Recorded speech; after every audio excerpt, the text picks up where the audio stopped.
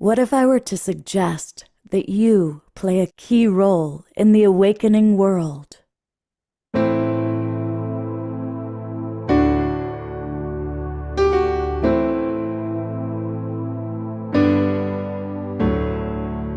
And that you are watching this because you have heard the call.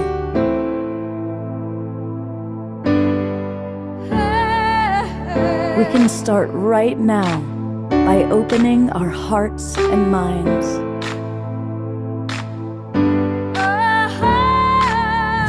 Welcome to the awakening world.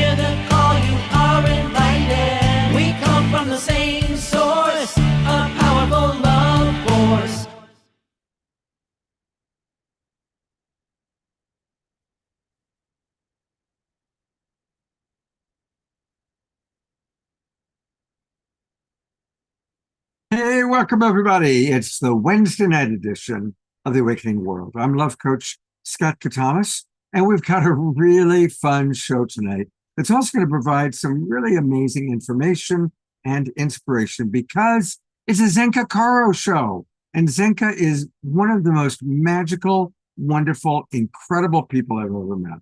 And she's going to share with us all the incredible things that she is doing with LightNet, including the launching of her Starseed Academy.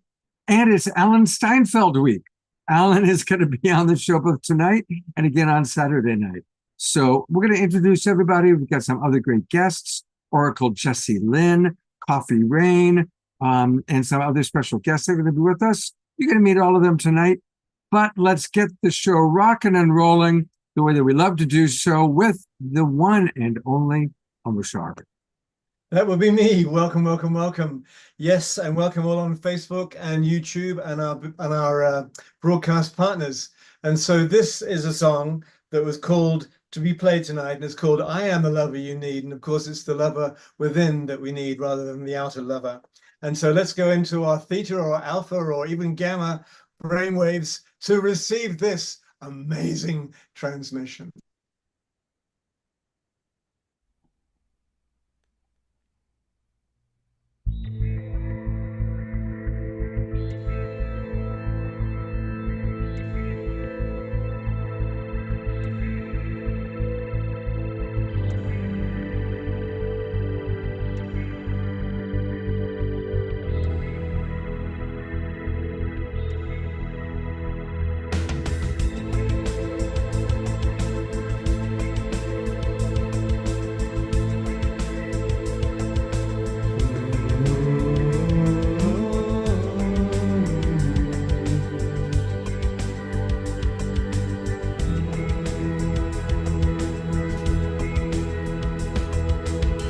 Where is the light in your eyes?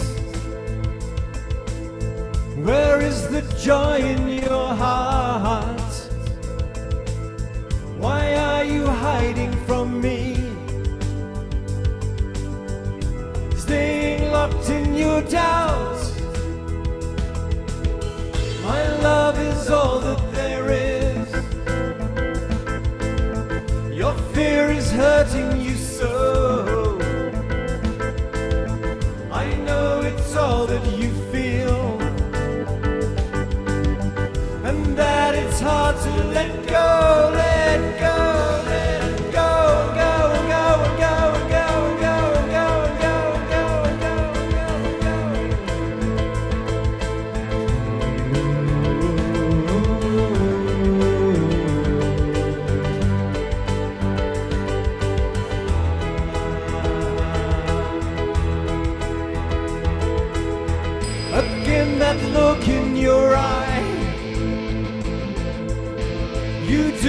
believe in me. You'd rather live in your dreams. I've come to set you free. I am the lover you need. I hold my hand out to you. All I ask is your trust. I love you more than you know, and I love you, and you, and you, and you, and you, and you, and you, and you, and you, and you, and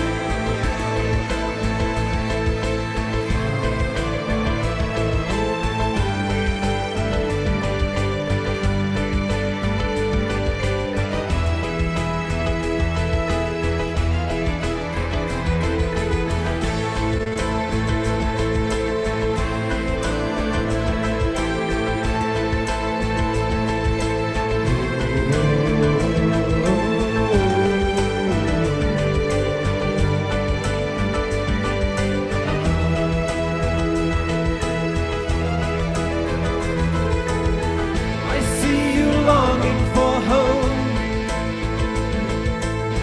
You need to feel you belong, and that there's purpose to life. Come back home.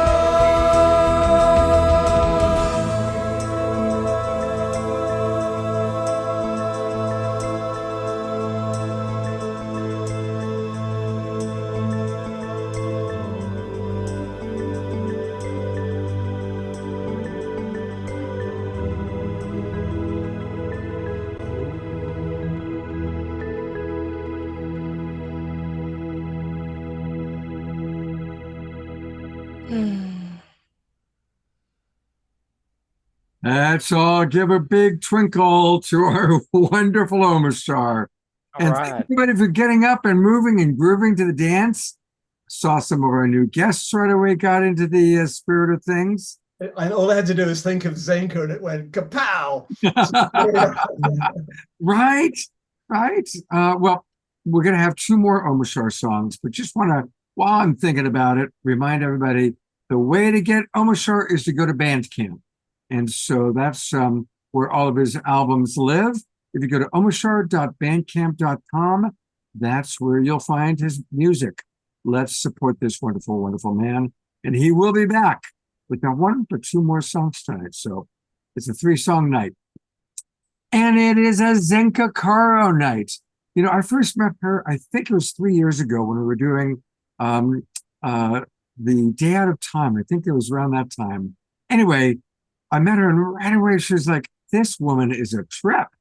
And then I got to know her and I can say we became friends. And some of you have already heard that I stayed with her for a week in Sedona, and it was amazing being in her home and watching all the incredible people coming through, playing ping pong with blindfolded and levitating and spaceships and all sorts of amazing magical things going on. So it is a Zenka Caro show, which means I'm just turning it over to Zenka to tell us about all the amazing things she's got going on in her life. And that is the man who, behind every great Zenka, there needs to be a good man. And this is her lucid living good man. So thank you both for being with us. And wow, tell us what you've got for our audience tonight. Yeah, thank you so much, Scott. And thanks to all the people that are watching in whatever network you're watching from, because you represent the hope and leading edge of the future. Positive content, recreating TV, standing for peace, standing for listening to all these different perspectives that come through this door to expand ourselves. And Osmar, that was an incredible song because it was just like pulling us out of this dream world, using love, putting that fear at bay for a second. And I love your background and I love music. You know, last night I was editing a video with the Hertogs, and they were just like, it's all about color and sound and music. There's things that we are doing as evolutionary leaders, all the people that are watching this and seeing this, you guys are doing things that are not yet able to be written down and cognized, as Alan would say. So this leading edge of this experience we're bringing to the world is with the music, is with Omashar's words, is with these colors and these images of like bringing, bring Omashar back on here, because it's like the both sides of the dark and the light, like saying, okay, let's look at it all, let's bring it all out to play, let's look at these images, the science and the spirit. So thank you for that's so beautiful. That's so beautiful.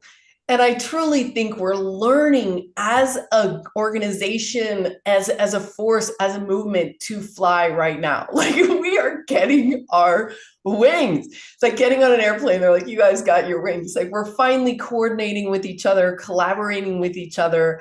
And so I just want to thank everyone for being here, and thank Scott for every week turning out incredible content and letting all these voices come in.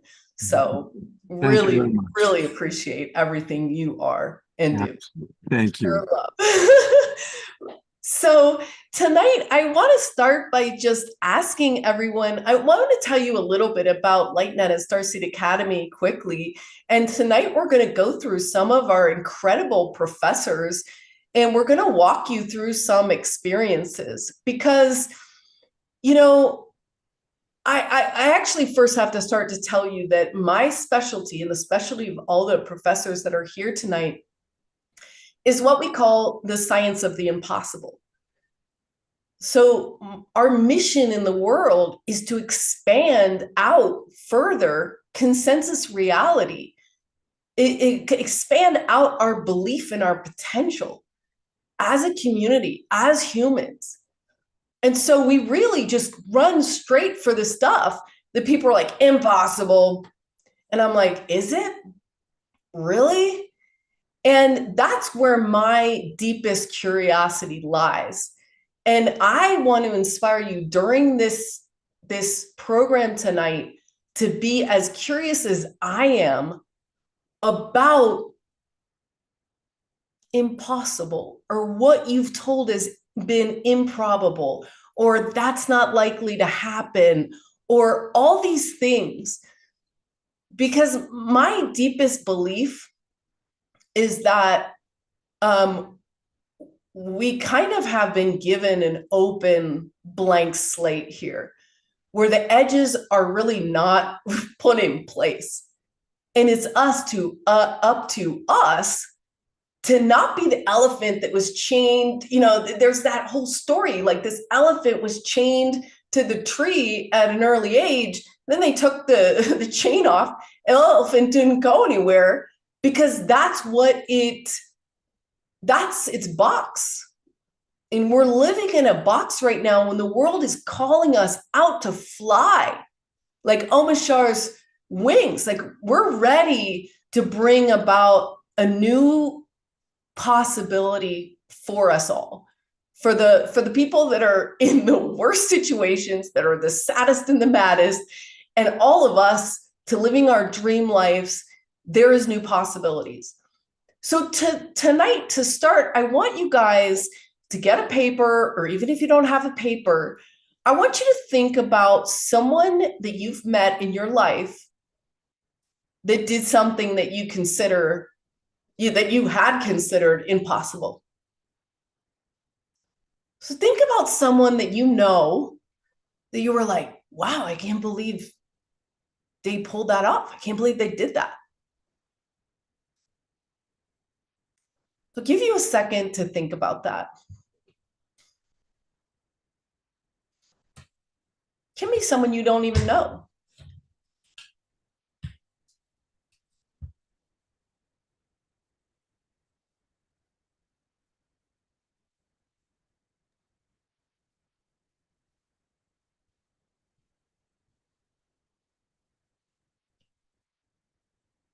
And now I want you to think secondarily about something that you did that at first you thought, wait a minute, this is impossible. Like, I'm not going to be able to do this. What was that thing when you were a little kid, or maybe recently, where you weren't sure, you didn't actually believe that you could do it?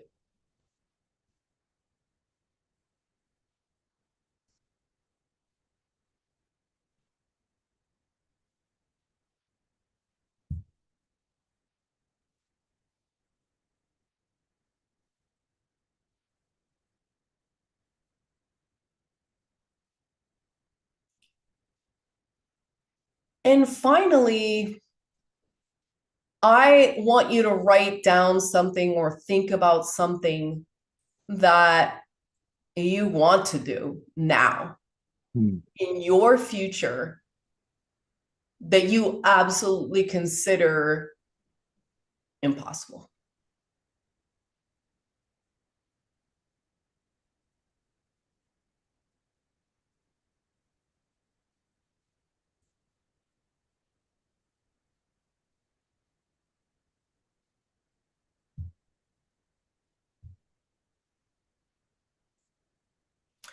And I don't know, Scott, if we can pull a few people up just to hear one of these three things. You know, we've got Dr. Laura saying almost my entire life has been one impossible experience after another. I'd love to know what Dr. Laura, what you mean by that.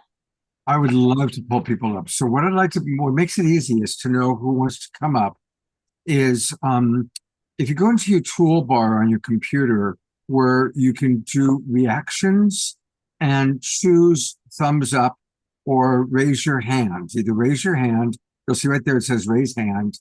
And that means that you're willing for me to put you on camera to chat with Zenka and I. And then I know who to pull up. Plus it also puts you right at the top of the gallery. So who would like to share? And don't be shy. Well, I see Oracle Jessie Lynn, so I'm going to bring her up first. Were you fixing your hair, or were you? Oh, you fixing your hair? I saw the hand going up, so I thought, okay, well that works. But I love it. Well, do you have while now that we spontaneously have you up? Is there a story? Yeah. I didn't ever think that you could teach people how to access their psychic abilities, and it turns out you can. And I actually try to do one impossible thing every month. I want to bump that up to every day, but that's a pretty big commitment. So far, all I've been able to commit to is once a month. And I feel that if we don't shoot for the impossible, then we're not using all of our God seed. We're not using all of our abilities. Beautiful. Yeah, that's beautiful. You know, I recently saw this movie called The Theory of Everything on the Airplane about Stephen Hawking's, and they basically told him forget it, man. He was a young man at Cambridge, and they're like, you are going to die in 2 years, period.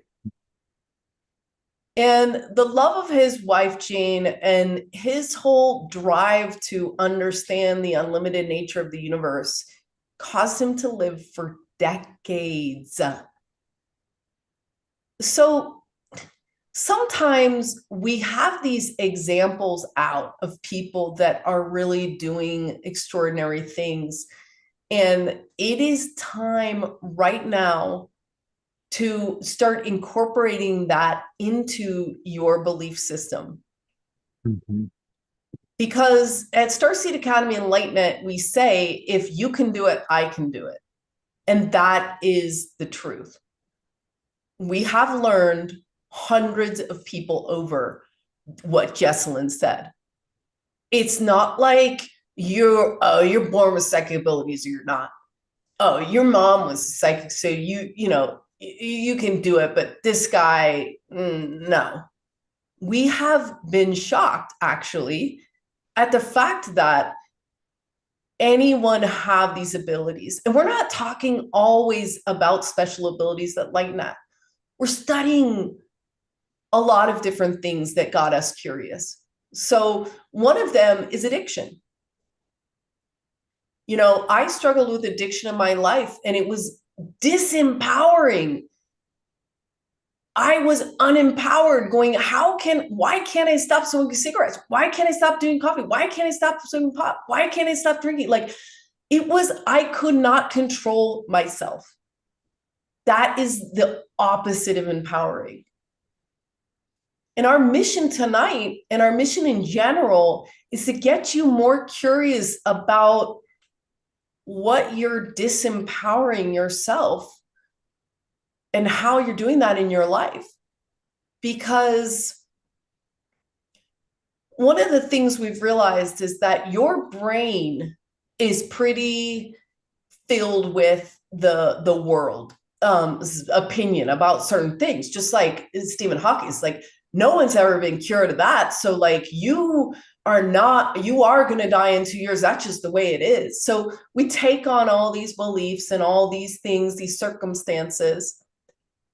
But what our methodology is in Starseed Academy is we throw you off the deep end on the first class.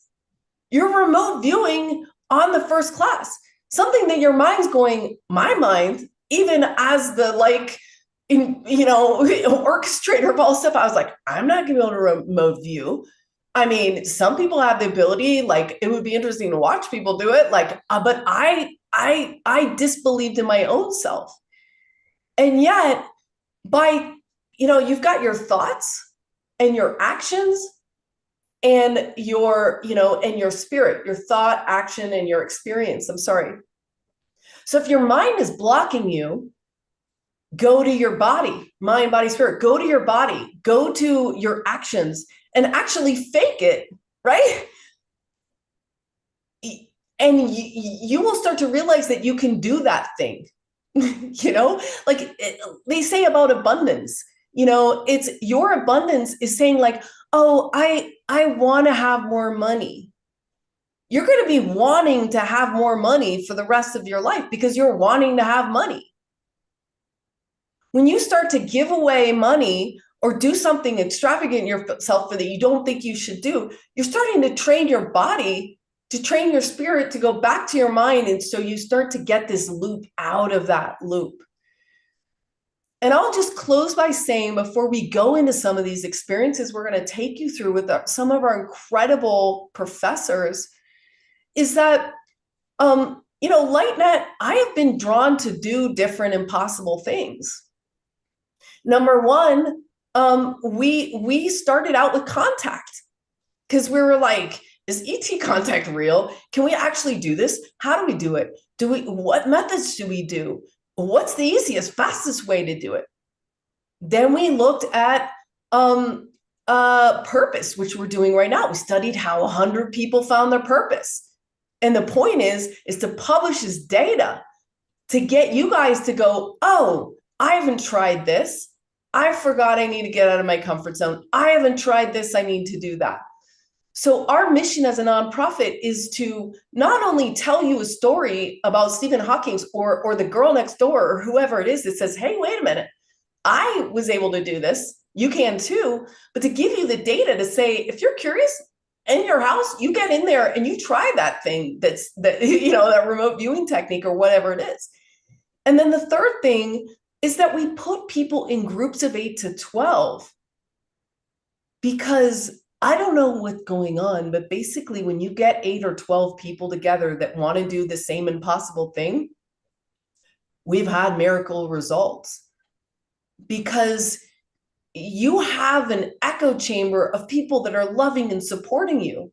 So if you're up to something impossible in your life, try to find at least one other person that can go with you there, that can be like, yep, you should try that, Zenka. Just go for it. Like, you need people around you that are, you don't need it because a lot of people have had to do it without that. We've learned that in the Purpose Lab. A lot of people have like, Bruce Lipton's like, I literally thought I was crazy.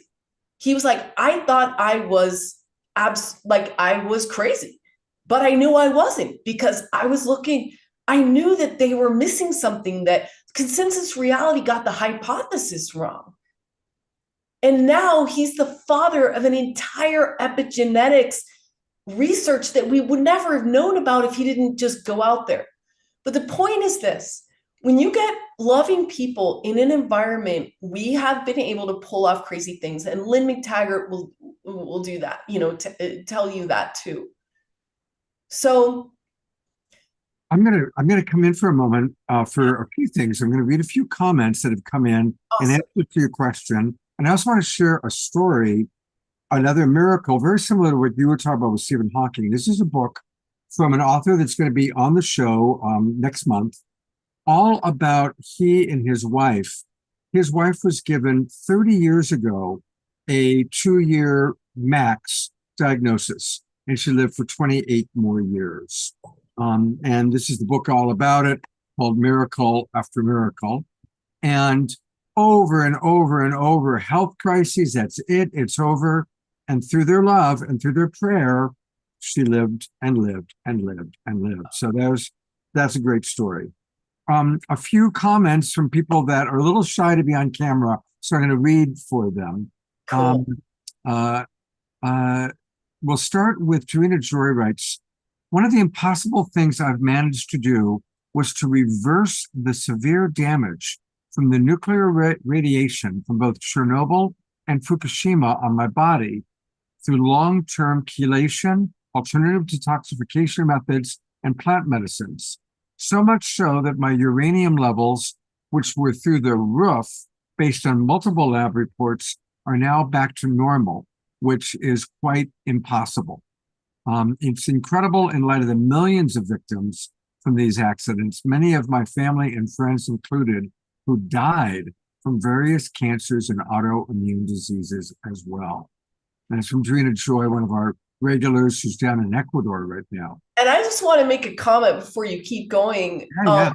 I went to speak at a conference in Chicago, and a filmmaker did an entire film about women who lived near Chernobyl that didn't get sick at all. Their brains were so hard-headed. Their intention was so hard. Their hearts were so strong. Their belief system was so empowered. They did not even get sick, and they lived out there like, I'm not moving. I'm not moving. This is where I grew up. This is where my home is. I'm not moving. And so let this sink in, what she just shared. She's cured herself of uranium. So I ask you to look back at the notes that you had of what you thought was impossible or not. And we're going to talk about some other crazy stuff. So just let your brain open up a little bit to consider that your curiosity could flip that whole thing around. I'm just going to read a couple more comments and then turn back over to you, including there's a question for you. Charlotte writes, Dear Zenka, you are such a gift. My spirit needed you today. So that's pretty cool. Oracle Jesse points out that you showed her that she could bend a spoon. So that was a miracle that you brought in. And Dr. Laura does have a question. She says, remote viewers are some of the ones who have raised the alarm for a fake fear event in the skies next week, July 15 to 17. Have you talked to the ETs about anything like this occurring? A false flag event? Yeah, I have a very particular way of thinking about negative events that are going to happen or not happen in the future. And one of the things that goes along with the fact that you can create, do, be, and experience anything is that fear. What you fear, you attract. So I used to be all in the talks and the fight. And I did a lot of that work for a lot of my life and was looking at all those statistics, that news and all the stuff. And I stopped because I wanted to put my heart and my life force and my energy into the stuff that I wanted to come true around me. And I would, if I were confronting with that reality, I mean, the other thing you have to realize is not all bad things are bad. When you get sick, that's actually your body and your soul saying, are you listening? Hey man, can I get your attention? Like, I need to tell you something. You are off course. You need to adjust. So if something is going to happen on the 15th and 18th, let's hope that we learn from it, or let's pray or envision something or ask for something else to happen. Like maybe something beautiful could happen. So again, when you're loaning your belief, especially about something in the future, you're basically adding your chip to it, things going down and bad and whatever. I want to add just a quick riff and then turn it back over to you. And I know Coffee Rain raised her hand too, so we'll bring her up. Awesome. Instead of saying I'm sick, the truth is, like if you have a fever, you're healing. That's what a fever does. When we have a fever, our body is healing itself. So it's so interesting, the difference between, oh, I'm sick, I've got a fever. No, actually, oh, my body is taking control. It knows that whatever's going on and it's warming me up and I'm in a healing process. And just that is a simple example of something that we all experience fevers at some time or another. And that's just the body healing itself. I'm going to bring up your partner, Coffee Rain, so you may want to introduce her. Awesome. Hi. So I just wanted to say it was very funny in the comments already. We're having two people, Richard and Carol, who mentioned that they would like to fly, and I'm leading some of the research on levitation. So that was one of the first things that I was really thought was something that was impossible. When I encountered it, the first person I saw doing it was someone from Russia, actually a Russian organization, and yeah, that was really cool. So I just wanted to put that out. Yeah, that's awesome, Coffee. And that's, we really look at the things that we think are impossible. And we've had a growth experience on the whole levitation lab, because even I was like, oh, okay. And we also have a paralysis lab, which is kind of its companion, for people that can't even hear the word levitation or can't even go there at all. We have this paralysis lab, and both of them are equally impossible feeling, because the medical community is like, oh, you're in a wheelchair. We don't have medical, techniques that we can do to help you, to fix paralysis. And yet I danced with a guy that was completely paralyzed, and the love of his wife and retraining his brain and when his healer, he literally did that impossible thing. And I think if we can collect these stories, and the same thing happened with Coffee's levitation lab, it's I was like, I don't know. And then all of a sudden she's meeting people in the telephone store at T-Mobile. I'm sorry, not to interrupt you, but we just had Kathy say, I levitated from a horizontal position after a Kundalini awakening. So here we go. Here's another person who just found us, who levitated, and we run into these people all the time. So Kathy, you'll have to give me your contact information, because I definitely want to do an interview if you're open to that. But yeah. Right. And Omashar has a sharing. So I'm going to bring up Omashar.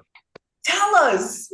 Tell us. Well, I used to live in New Zealand, and I made a commitment to leave my life over there and come to the States to a metaphysical gathering. I didn't have any money, but I had keyboards, and I wasn't going to sell the keyboards because they were what I needed to use in the States to be at this metaphysical gathering. Anyway, what happened was I made a commitment to myself to do this thing, to come to the States, even though I didn't have any money or resources, the next thing I do, I walked into a keyboard shop, and there was an American keyboard manufacturer's CEO in the shop who saw me, and we chatted with each other, and I told him what I wanted to do. He said, well, you sell your keyboards here, then you'll have the money to come to the States. When you come to the States, contact my secretary and we'll gift you a brand new keyboard to borrow until you can get up on your feet and pay for the keyboard and then give it us back. And so that was me saying to the universe, I made a commitment to the universe, not knowing what the heck was going to happen. The next thing I knew, I walked into a music shop and there's a CEO there saying, I don't know you from a bar of soap, but I feel you and I'm going to give you a keyboard when you come to the States. Sell your keyboards here and you have the money to fly. So that's my impossible story. I love that. Right. And that's, that's what we've revealed in our research. So this has been so interesting. So in the Purpose Lab, we think something crazy happens when your heart is alive and on fire. Like Omashar needs to make music. That's his gift. That is awesome. He is going to wither away if he stops doing music. He doesn't get to do his joy, his mission, his gift. He doesn't get to share his love with the world. And when people have the guts to go there, all sorts of miracles happen. And we think that it's something with your heart that happens. Like there's a fractal field that Dan Winters talks about where you're basically imploding into a cascading, nested As a toroidal toroidal field, right?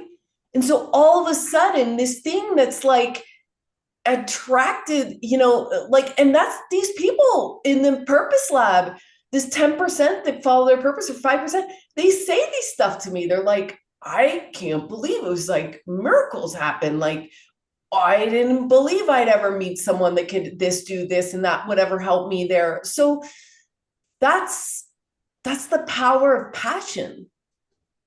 And we want to talk to you about tonight the power of belief and asking you to believe in yourself a little bit more and believe in each other and tell other people you believe in them, because that's important. So I was going to just mention a few more things before we get to Alan, very few, but we wanted to get your opinion too, Adam, about this whole discussion. Yeah.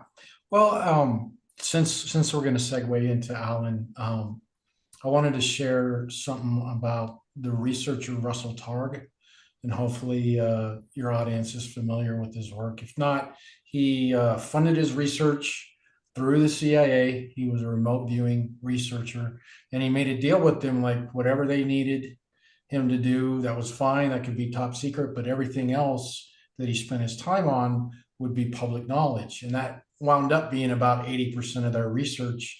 They took some of the money and they hired world-renowned psychics to come work for them. And they had some pretty cool success.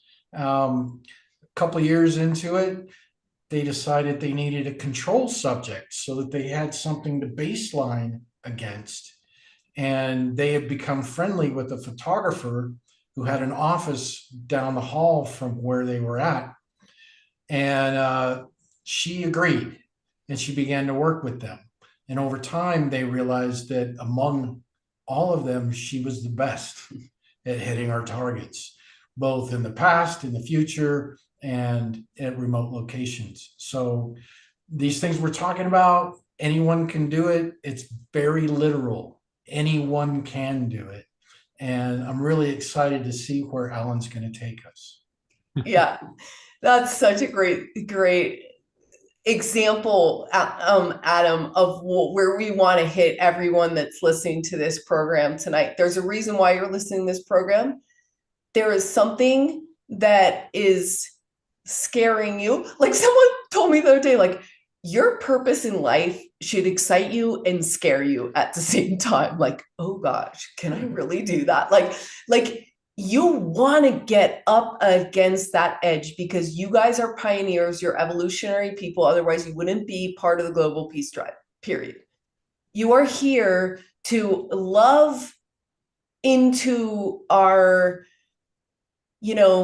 possibility space, right?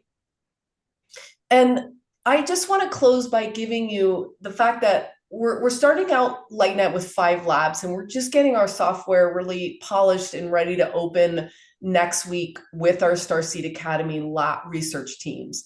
So our labs are addiction, which we're going to be starting soon-ish. Purpose, which we've got running right now. We're going to open up teams in October. We've got Coffee mentioned levitation. So we've got levitation and paralysis. And they're really really important, because if we can get out of wheelchairs and levitate, and I'm telling you, we've met 15 people that can levitate. So it's really cool. And our software is designed to reveal the pattern, the similarity between 100 people or 8 people or whatever we have, right? So we want to deliver this very important, powerful consciousness, this belief, this data, this pattern, right? So that you guys can apply it to whatever you're doing, whatever feels hard for you. And the last one is the contact lab. And that's where we really started. And we started early on with Alan Steinfeld as one of our core team members and our core professors. And I just want to, in final, say that we only take 8 to 12 people in these, what we call research teams. And we call them research teams because Alan is not teaching you remote viewing. He's doing off-planet remote viewing. He's the only one in the world that's really focused on this as a practice and a curiosity. And we've had so many stunning results. He's been best professor so many times in a row, and he's proved that anyone can do it. And he's proved that as a group of 12 or more, we can actually explore places we can't even go to. Hey, talk about Libby, the woman who was in the class, because that was a miracle. Yeah, Libby is visually impaired. In other words, she cannot see the physical world. And she began to see the targets that Alan was proposing. And this happened again and again and again. We started seeing similar things on planets. And there's precedence for this. I mean, the Hertogs saw pyramids on the moon. There's people that have remote viewers that have said there's something there. And then science later said, oh yeah, we did find something there. So this opens a whole other realm of research and exploration that we can do together through Alan and through his incredible teachings and his things. And his class is starting on Tuesday. The 16th, July 16th. Be there. I think we have room for one more person. One more lucky person. And it's been really a learning process for me, teaching the remote viewing, because I didn't know what I was going to do when you said, oh, you want to be part of this. And then I wrote this book, Making Contact, and I had studied with Russell Targ, remote viewing, and then it just came together. Oh, I'm going to remote view for making contact off planet. It's just like, boom, because of your facilitation, Zinka, it came together. I have to say, Zinka is a miracle herself. I've been going to Sedona for 40 years, since the 1980s. Zinka shows up, I think, in 2021, and suddenly there's a community of people coming together that have never come together before. We didn't have the community that has rallied around Zinka and everything she's so excited about. It didn't exist in Sedona. And one of the things that keeps me coming back to Sedona is the community.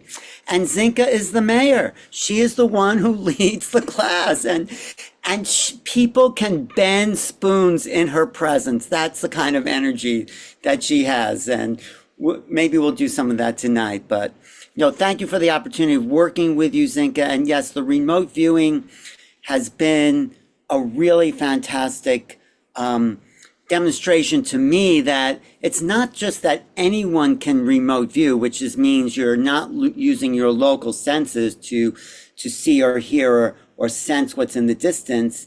It's that we are already infinite. You know, that's the thing that everyone can do because we already are that, and we've been dumbed down in the matrix to think we're this very small little minded person. But consciousness is infinite, you know. It is not contained in the brain. I mean, they proved that. Eben Alexander proved that when he was in a coma, he had all these visions and all these sensorial, and he was brain dead, but yet he was having awareness. Anita Moorjani proved that in her near-death experiences.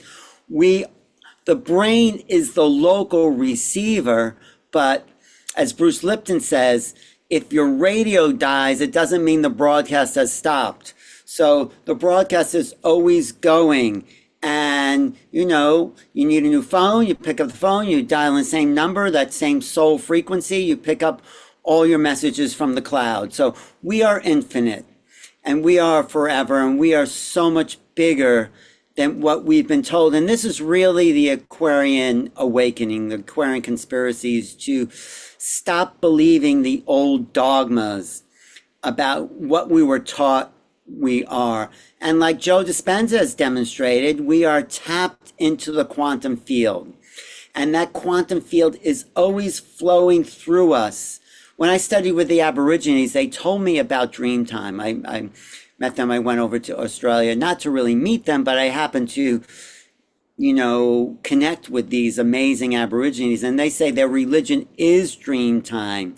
Dream time is what happens to all of us when we start to lose that conscious awareness as we're falling asleep, and the images start to flow through our minds. And if we can become the observer of those images, we are in dream time. And that quantum field that's flowing as dream time is giving us messages of the future, of the past, of parallel dimensions of who we are.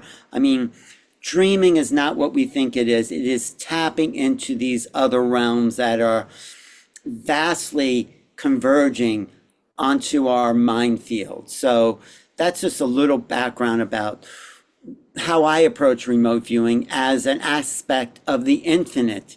And I always think it's so ironic that the CIA, because the remote viewing was developed because the CIA wanted to compete with the Russians because they had a psychic spying program, and then Stanford Research Institute hired Hal Puthoff and Russell Targ, Ingo Swann, who coined the term remote viewing, to develop a psychic spying program. But Ingo said, no, I don't want to call it psychic spying. Let's call it remote viewing. And that was a lot classier. And the CIA, in a sense, discovered the infinite, our God being. I mean, not directly, but I think it's kind of ironic that it's in conjunction with all that. And that's kind of a fast history of the remote viewing program.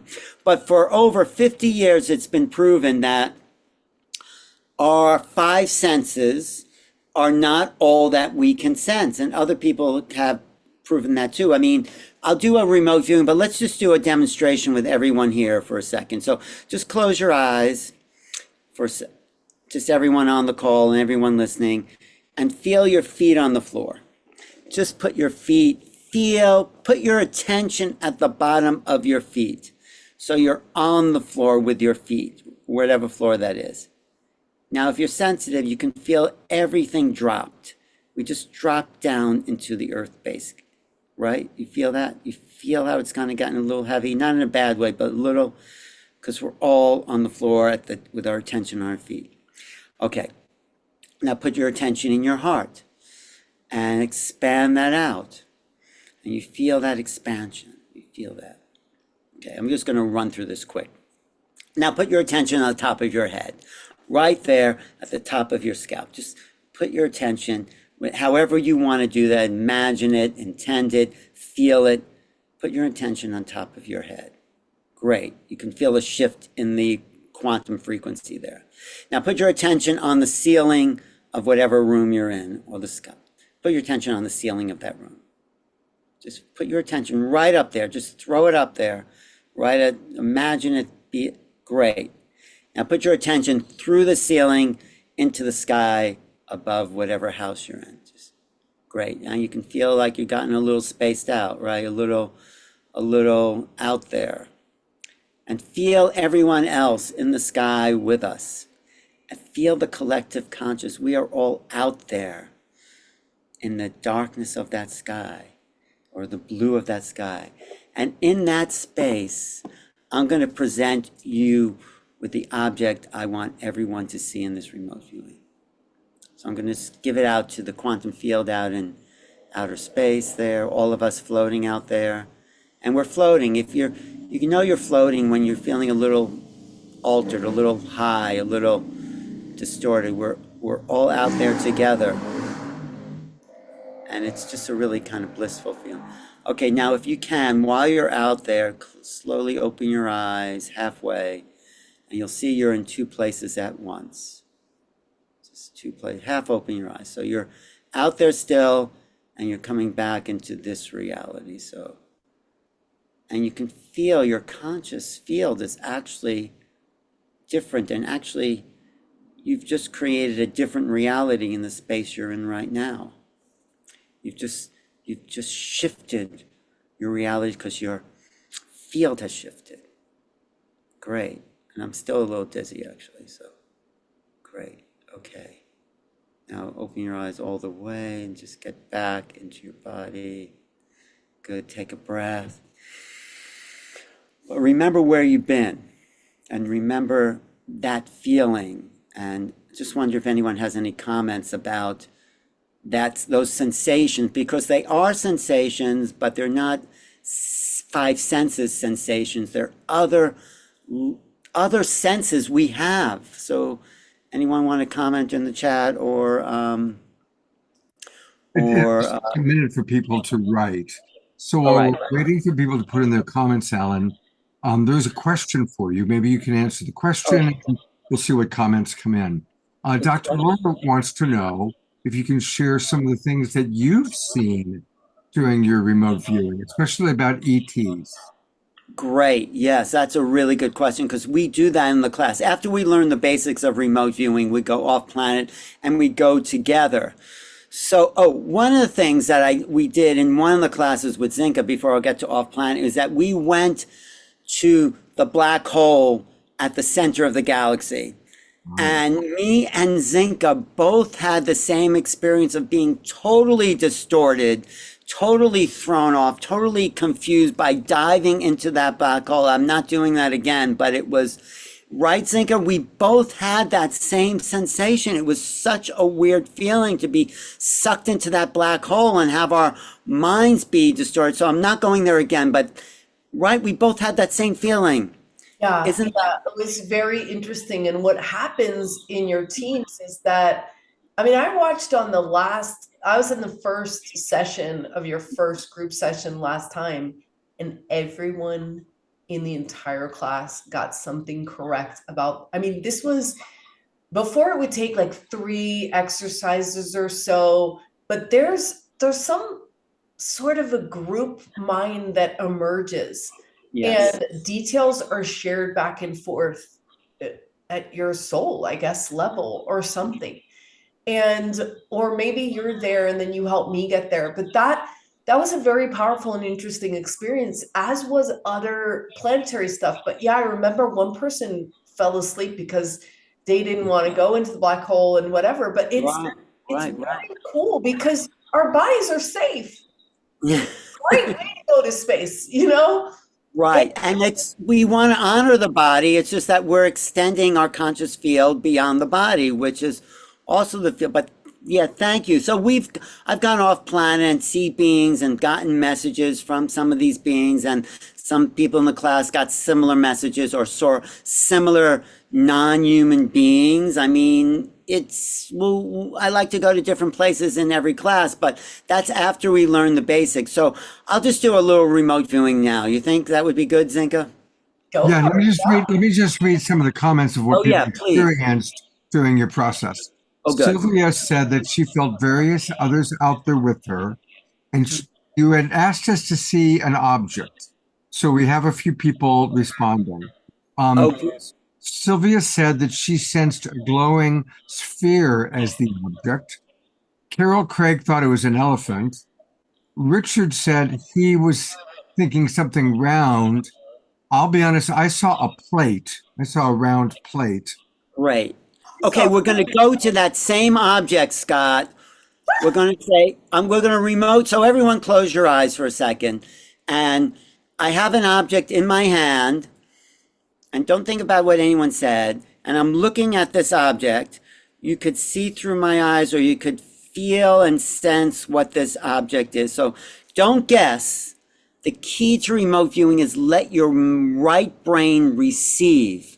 So you're going to receive it. So that means something's going to pop into your head, and it's good to describe it. Don't name it, because naming is a left brain thing. Describe it, what color, shape, texture, feel, all that. And those people who got those other objects, you can stay with that or remote view a little deeper, because there's levels and levels. So just write it down or draw it or something.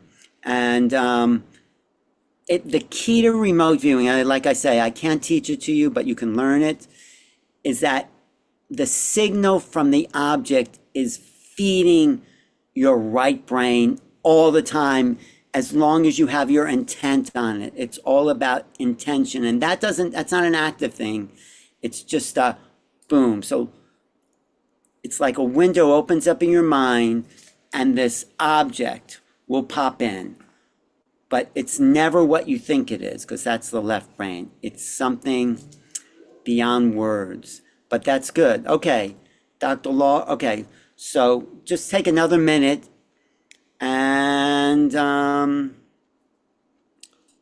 okay, write it down.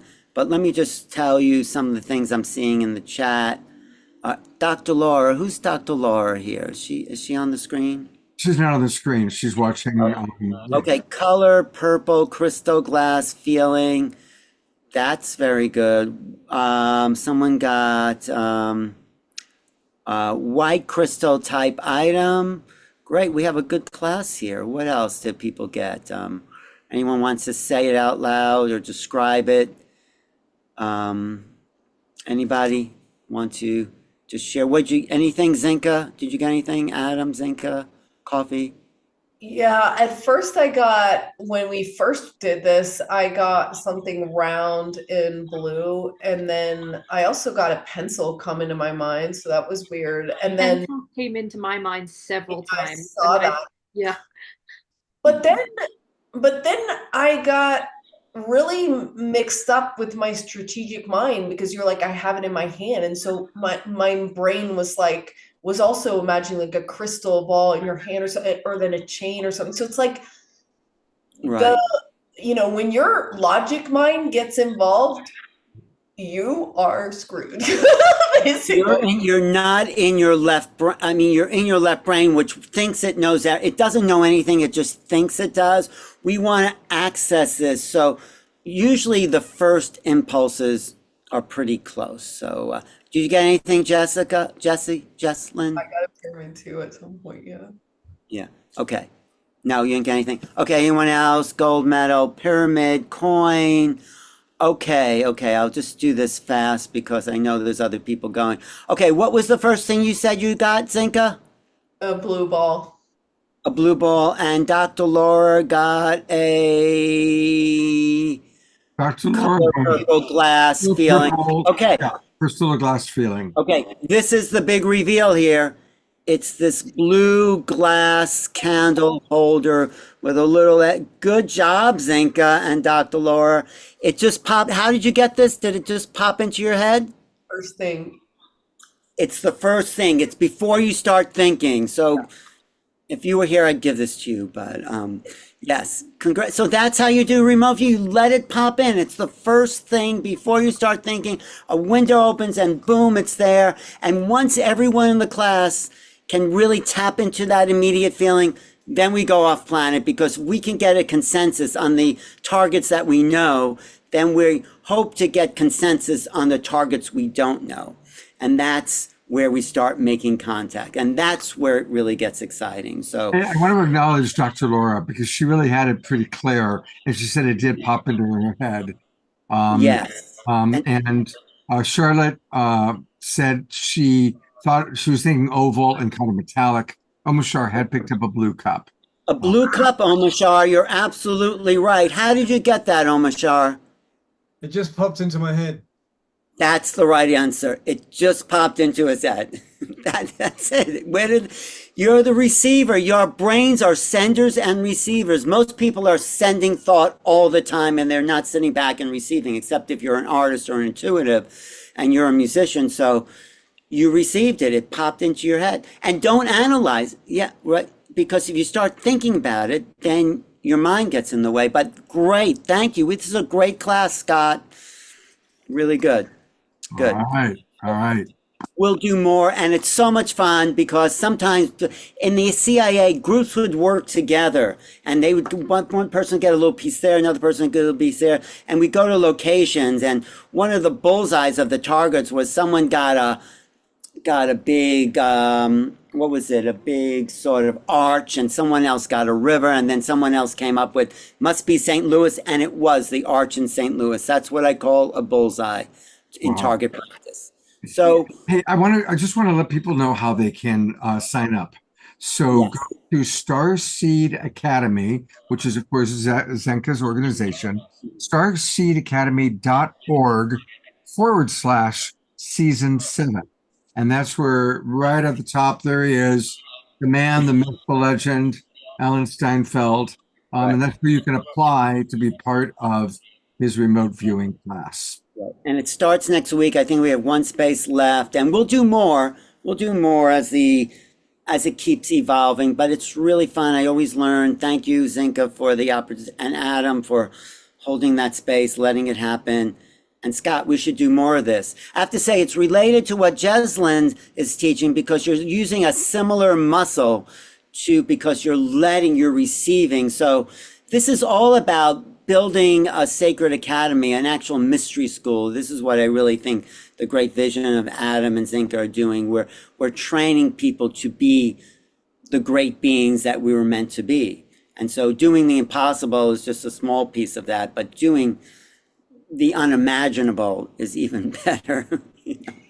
Yeah, it really warms my heart that we're, I tend to associate remote viewing with military operations, and because that's what was trained and that's what it's used for. And so, and even missing persons and things that aren't so fun. So it warms my heart that we're actually doing this to teach ourselves that we're one, that we're unified, and that we can do amazing fun stuff like explore space together. And as Jesslyn comes on, she's going to show you, she actually does this to help people heal. She's a psychic. So when someone is coming to her because their heart is hurting, because their life is hurting, because they're questioning or searching, or maybe the things are going great and they just want to know their next step, she's got that listening muscle worked out. So this isn't abstract, stuff. This is helping you tune in, like Omashar is doing, I'm sure, when he writes his songs. He's tuning into that thing, that knowing in you. And so, Jesslyn, thank you for all, you're a master of all the modalities, of all these different things, of your intuition, but so much more: light language, remote viewing, tarot cards, healing people, psychic readings, like all these things, because they're from the same gut thing that we want you all to tap into, because this is the non-logical brain that's here for you. So thank you, Jesslyn, for all you do. And your team, research team, is so great because they get a cornucopia of a bunch of different techniques that they're learning to really tap into this so they can use it in their lives. Yeah, it's interesting because I call it a muscle as well, even though it's not technically a muscle. So we all have a pineal gland in the very center of our brain that they have learned have a bunch of crystals all in there. And as we know, crystals are senders and receivers. That's why we have crystals in all of our technology. And so the muscle, the act of we strengthen that muscle, is actually activating your crystals. And so we can activate our crystals using all of our 5 senses. And so that's why we go through all of the different senses, because they're all the different clairs: clairvoyance, claircognizance, clairsentience, and so forth. And so it is the 6th sense version of each of those. And so you can activate different techniques or different abilities through different senses. And I would love to play a telepathy game with you guys if you guys want to play. It seems like everybody's tapped in. I was like, yay! That's so cool. Yeah. And before you start that, I just want to interject one quick thing. So in Alan's team and also Jesselyn's, the way that it's all experiential. So if you don't get the target, it's fine, because you start to go, what did I do that? And then when you get it on the second or third time or whenever you get it, you go, oh, I was trying to smell it first and that gave me the thing. Or, oh, I know it's the first thing that pops in my head. So you're going to start to know where you're getting your information. Right, you get to look at your own mind. Right. Yes. Maybe you see it first. Maybe you hear it first. Maybe you smell it first. Everyone's got a different orientation to it. That's right. You get to understand. You get to understand your own mind, and what also gets in the way of your mind. You make these associations, get off track. So the feedback is so important, as Jesselyn knows, to understanding the target, because you start to see the alignment of thought and where it's not aligned. And it's an inner practice. It really is. I just want to say, I use it all the time. I say, okay, if I have this for dinner, how will I feel? And you can check in with your body, your remote view of the future, having eaten that, and see, did that make your body feel good or not good? And I just did this tonight. That's genius, Alan. Yes. Well, it's here for us to use for any way possible. So thank you. Yeah, and I love that Carol was mentioning about the fluoridation in the water. You know, there is, even though you can be super tapped in, there are certain people that have a little bit more calcification of their pineal gland. And so the very first class is going into what to do, what not to do, and how to decalcify the pineal gland.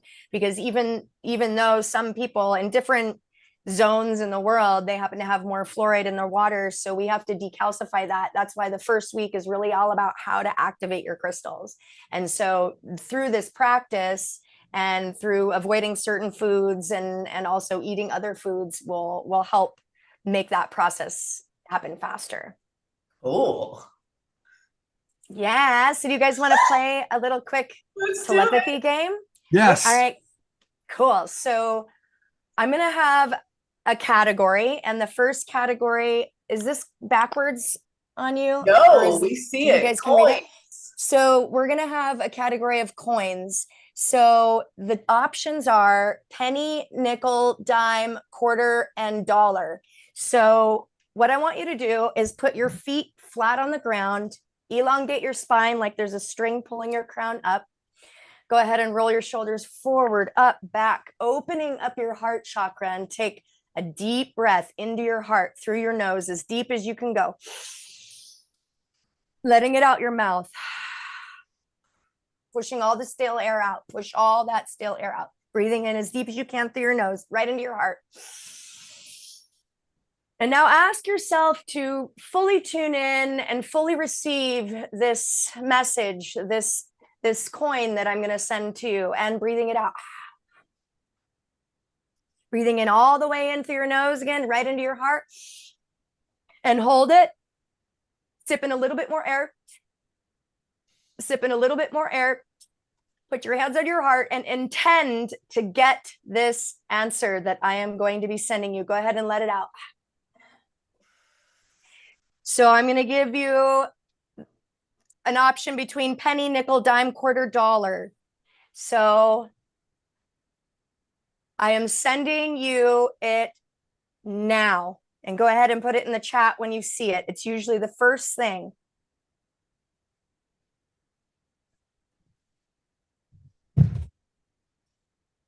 See if you can feel it or sense it in your body. Are there images? Do you smell anything? Are there any memories coming up?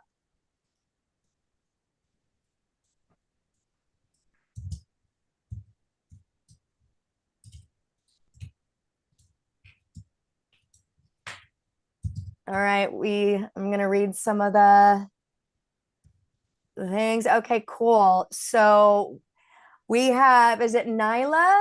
Nyla, is that how you pronounce your name? So Nyla, Jerry, Yes. Richard, Yes, Nyla. Nyla, yes, Nyla, Jerry, Richard, whoever got dime, you got it, baby. So I want to hear from those three people, if we can potentially bring those three people up that got it right, because I want to ask you All right. questions, because this is how we strengthen this muscle, basically. All right, so let's go with Nyla. Okay, Richard, you're there too. There's Richard. Okay, There's- hi, Richard. Hi, how And are you? Nyla. Okay, cool. Hi. And then one more. Was it Jerry? Yes. It was. Okay, here's Jerry. Yeah, Here he is. yes.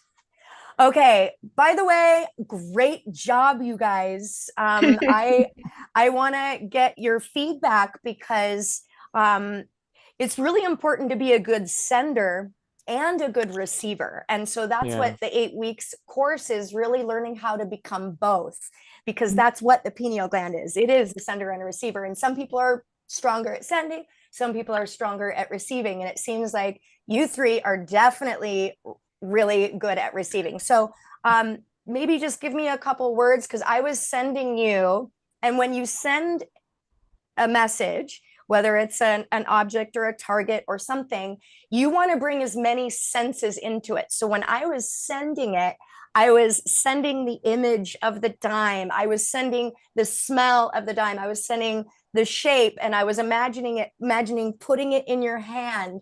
And so I was trying to get as many senses as I could into there, but I wanted to get your feedback on what you picked up, just so we can kind of get people to hear and feel like what it was. For Well, me, the one I saw, I added one other person, Sheila, also picked up that it's a dime. So you got 4 people here. Okay, Nyla, let's go with you first. yeah, the one I saw was a kind of old and tarnished, and I saw it like from an angle, like it was tilted away from me, and it was kind of, it had these gray patches, like it was very, very old. And how did you know it was a dime as opposed to a nickel or any other silver coin? I just knew, and I guess I maybe I saw some of the indentations on it, like that, you know, the designs that are on a dime, like that bar or something, but I just knew it was a dime. That's amazing. And it's funny because when I was placing it in your hands, I was literally imagining placing it in your hands. When you hold a coin and you're placing it, it is at an angle. So it's interesting because past, present, and future are all happening simultaneously, and we haven't wrapped our multidimensional minds around that yet. And so depending on when you pick up the message being sent is very interesting. That's why I always like to hear feedback. So yeah, and it was like at the top of my field of vision, like it was coming down from further up. that's so cool. Richard. For me, it was just intuitively the dime popped in my head. I didn't necessarily see it. The word was more of like what came in first. Beautiful. And that's what we would call claircognizance. That's called clear knowing. It's just knowing it, right? Yeah. And clairvoyance would be something that Nyla, she saw it. She visualized it, right? That's the clear Yeah. seeing. Jerry. Well, I don't know. I guess my testimony is a little more about the sender than the receiver, because after you put the list up of the coins, I don't know when you had decided, but seconds after that, I knew it was a dime. I didn't feel it, see it, smell it, anything. I knew in italics it was a dime. Awesome. That's claircognizance. And you know, it's really funny. You brought up a very good point, Jerry, because oftentimes when we're doing these exercises in class, when the person is sending it, they could be thinking, oh, I'm going to send them a penny. And then, okay, no, maybe I'm not. And then, oh, maybe I'll send them a quarter. And then when you go to send it, people in the class already picked up the first one that you picked, but then you changed your mind and then went to something else. Because again, past, present, future are happening simultaneously. So I picked dime, and I also picked the next category as well before we started this call, because I didn't want any of the lines to be crossed. And this is actually a very important thing. That's, what Alan was speaking about, intent.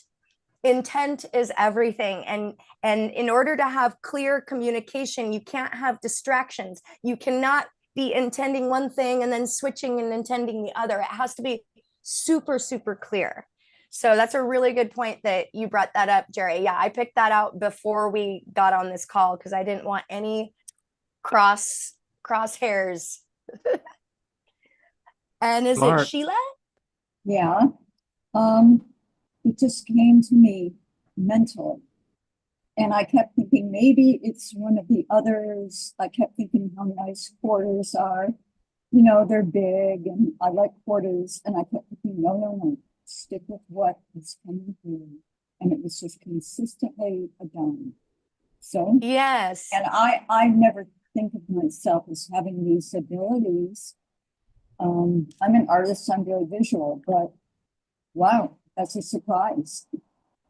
Yeah, and I love the point that you made, Sheila, is that you instantly knew, and then your mind, right, the left brain, the logical side, well, maybe it would be a quarter because quarters are this, and I have a relationship with quarters, and la, la, la, la, la. But the fact of the matter is, because you're an artist, you're used to exercising that muscle of listening to your first instincts. Yeah. And that's really by practicing these type of games, you actually strengthen your intuition and you actually strengthen your connection to your own source seed, which is actually, you know, we're just little projectors here, right? We're just like these little holograms. And, you know, that's the coolest thing I think about LightNet and everything that we're doing is that people think that this is not possible. And the truth is that it is our birthright. It is our birthright to have access to all everything, all the information that ever is and ever will be. Beautiful. Thank you guys for sharing. Can we do one more time? Yeah, I'd love to share. I'm off camera. I'm sorry, but I had such a powerful experience. I just want to share it. So the moment you said, clear, and I'm going to send you one of these 4 things. This small dime, really bright, really clear, a little bit dark, but clear. I don't know how to explain it. Like with a darker edge, but white or light in the center.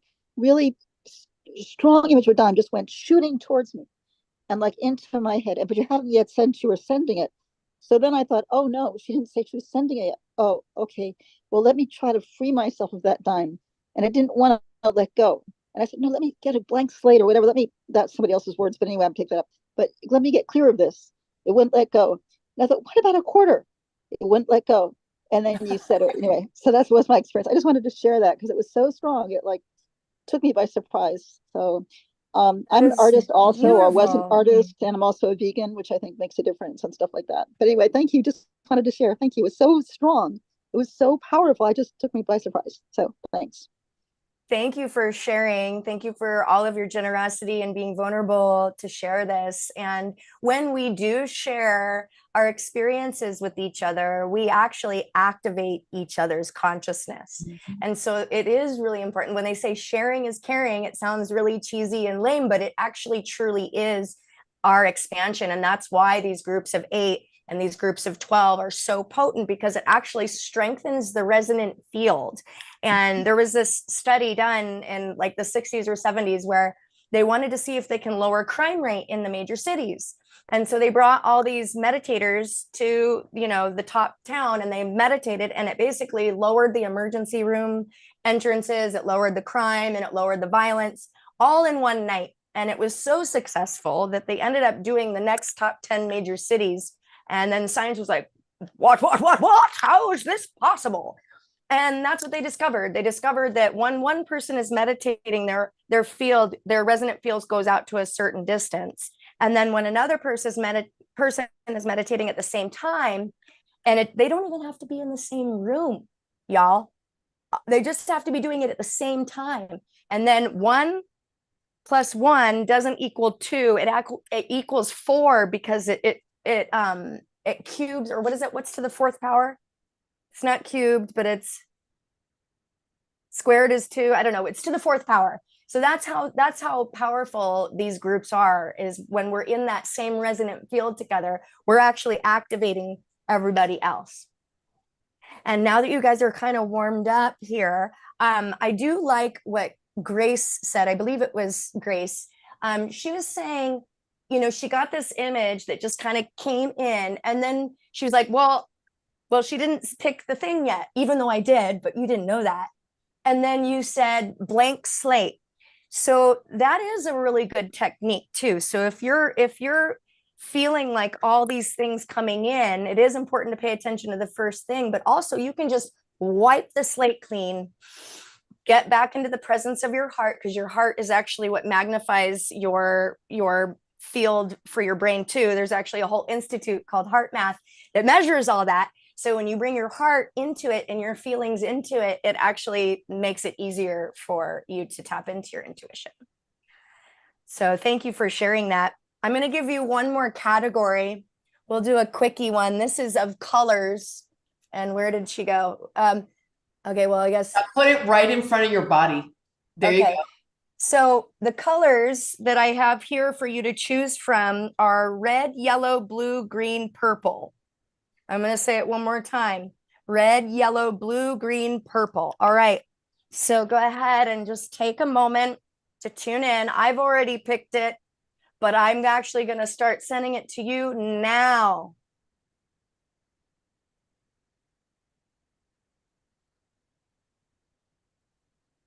And if you have it, go ahead and put it in the chat.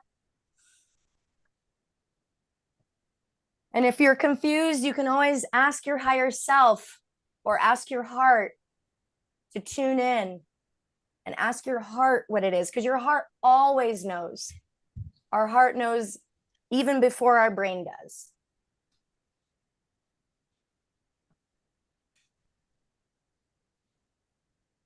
Let's see what we got here. Oh, I'm way behind a message. Okay, wow. Okay, here we go. Okay. All right, so if we can bring up to the screen Susan, Zinka and Adam, Roger Dodger. Yeah. So yeah, let's bring up these guys. So the color was yellow. That was the color I was sending. I'd love to hear from you guys, like how it occurred for you, if you felt it, smelt it, saw it, heard it, any feelings that came up, because I was also sending you really intense feelings with this, because I have such a deep, deep, deep connection to yellow. I've got yellow in the center of my eyes. So I was also sending sunflowers. I was sending, you know, the bright sun.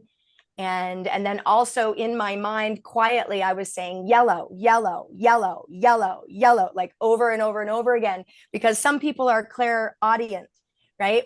Clairaudience is one of the least developed skills in all of humanity. And I think it's when we changed the frequency and the tuning to public radio to 440 hertz.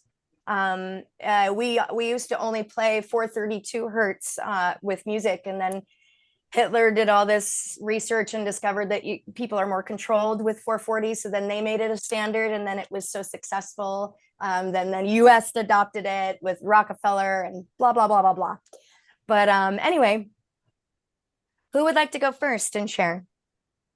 I actually felt it. I did feel yellow. It was the first thing that came in my mind, but I also just felt it. Like you said, that's weird that you said that, because that was going to be my answer, like how I felt it. And that would be what we call clairsentience, where we feel it in our bodies. And I would say that's probably the most common clairs that we have, besides claircognizance, but most people can feel it in their body. And that's where what we would call the gut instinct. Oh, I feel it in my gut. That is clairsentience. Beautiful. Yeah, I was sending some powerful yellow. I also felt yellow. Yeah. And when I just a question, not to try and like pick your answer, but what do you mean? How did you feel it? Like, what is the difference between feeling yellow or feeling blue, or you know what I mean? Like, how did you identify that? it was a knowing. It's just a knowing. Yeah.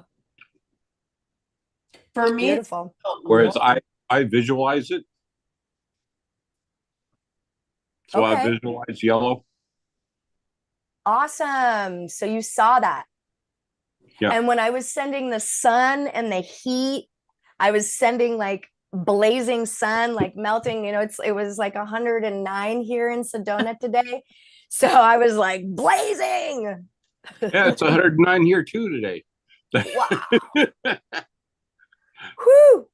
What about you, Karen? Bottom left button on. Yeah.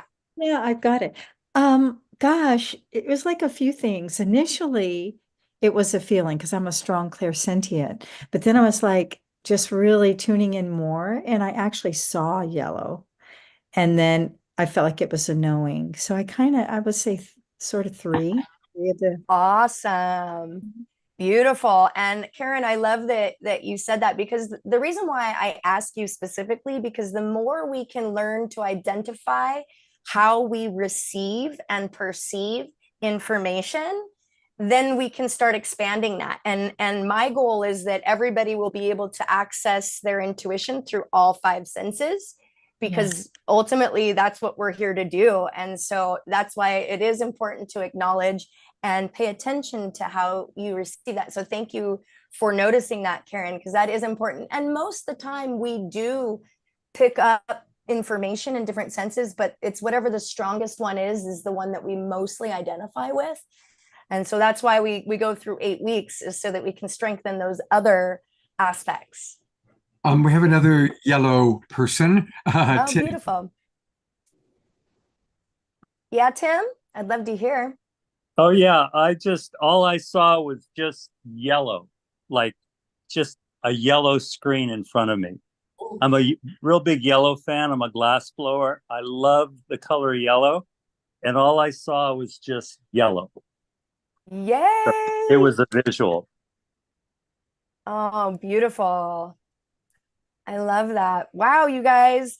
Yeah, after after Alan did his remote viewing, I was like, this is going to be a good class. I was like, oh, good. Yay. Everybody here is tuned in. Well, of course, what do you expect when you're all part of the same global tribe, right? It's like, and again, we're only getting stronger. We're only getting better. And so telepathy is just one of the aspects that we go through in my 8-week class.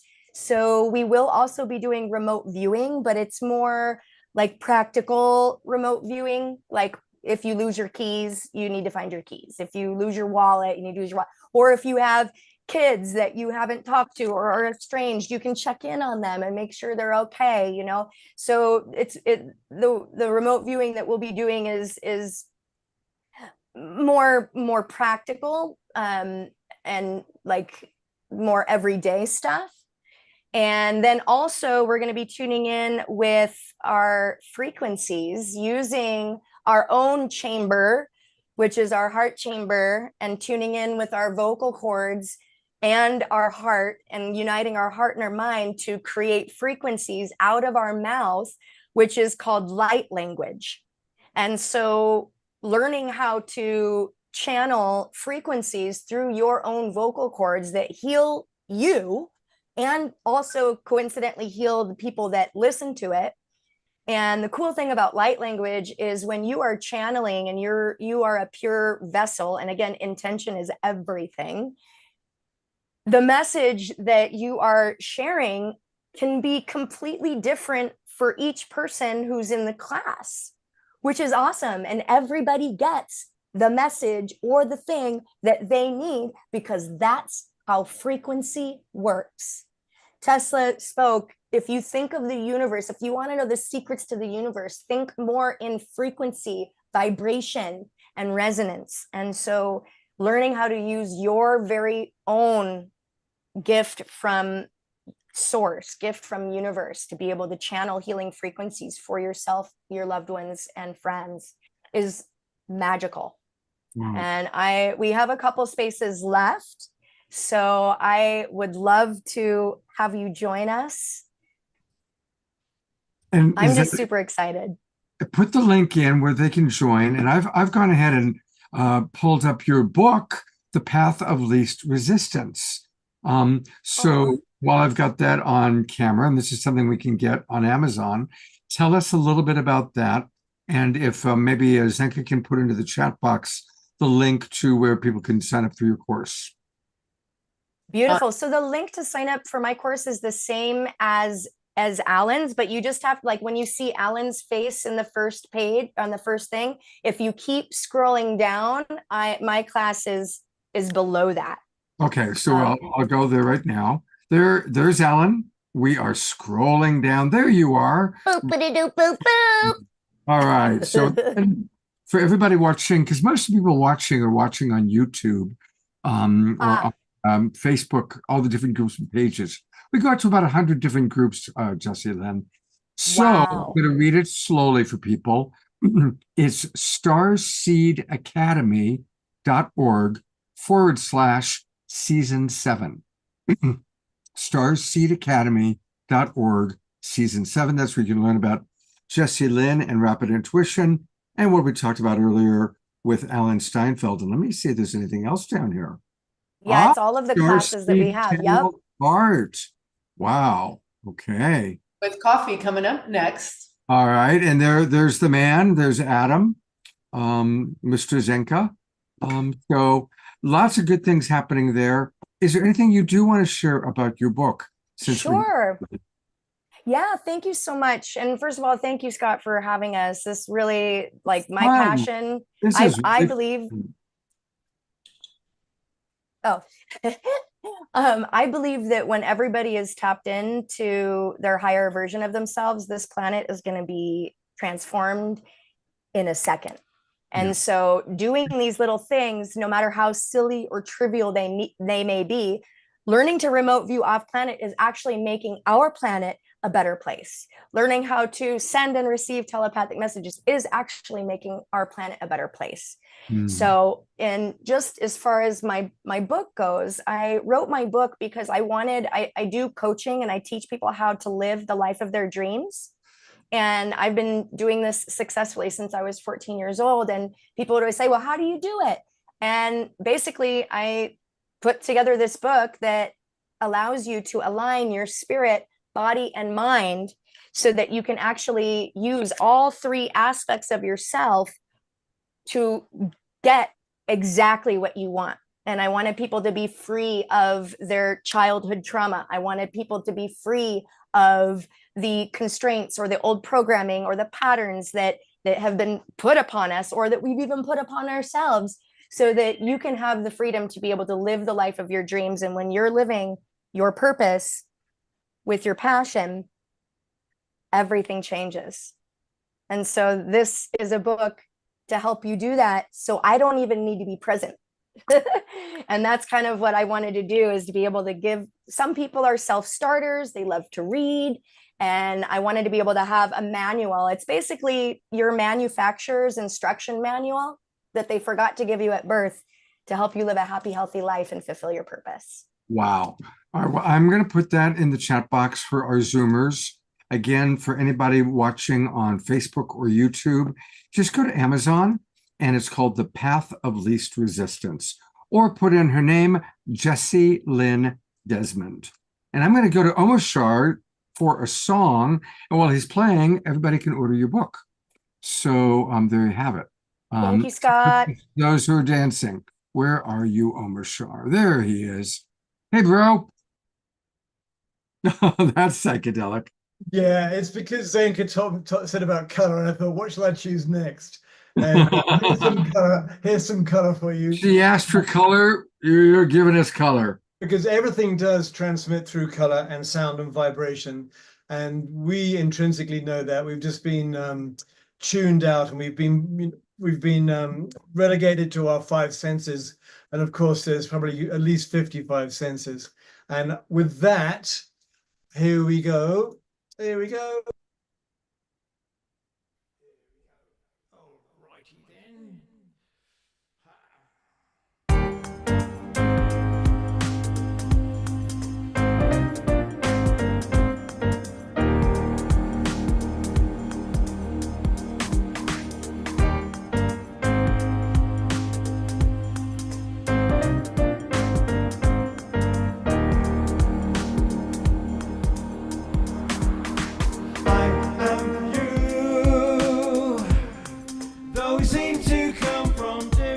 skies.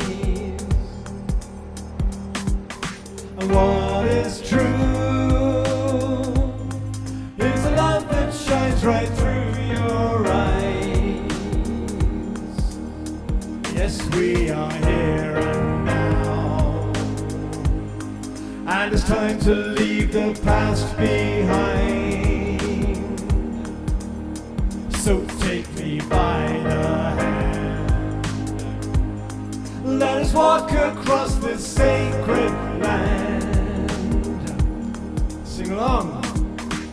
I am you,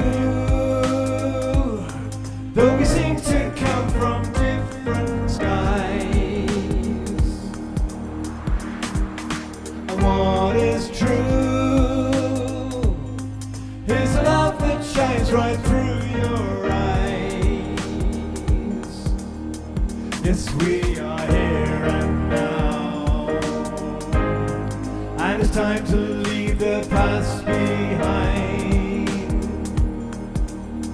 We'll fly on eagle's wings, and you know we'll cry with gratitude, and we will remember you're always divinely connected. Our spirits, our bodies are being resurrected. The love in your hearts will lift you up, and I'll come along and fill your cup, your blue cup. Though we seem to come from different skies, just listen. And what is true, love that shines right through your eyes. 1,000 sunny days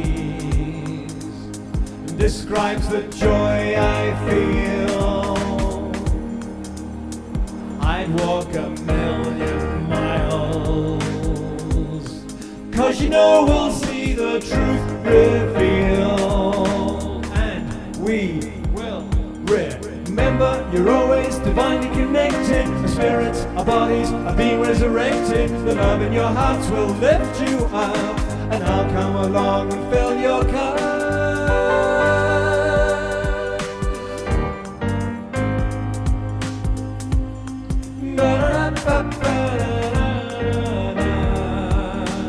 One more time.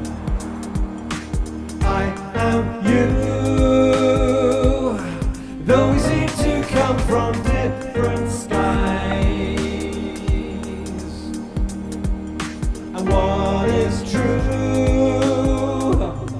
is a love that shines right through your eyes.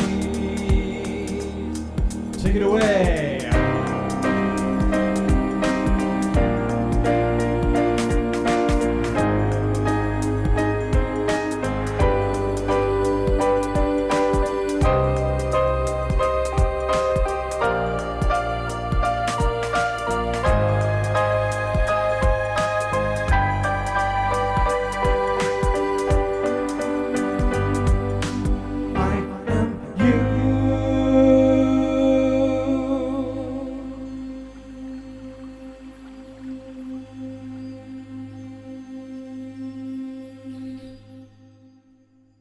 Big twinkles for Omashar. I love that song. And there's so many of you moving and dancing. I had to go to gallery view. I couldn't.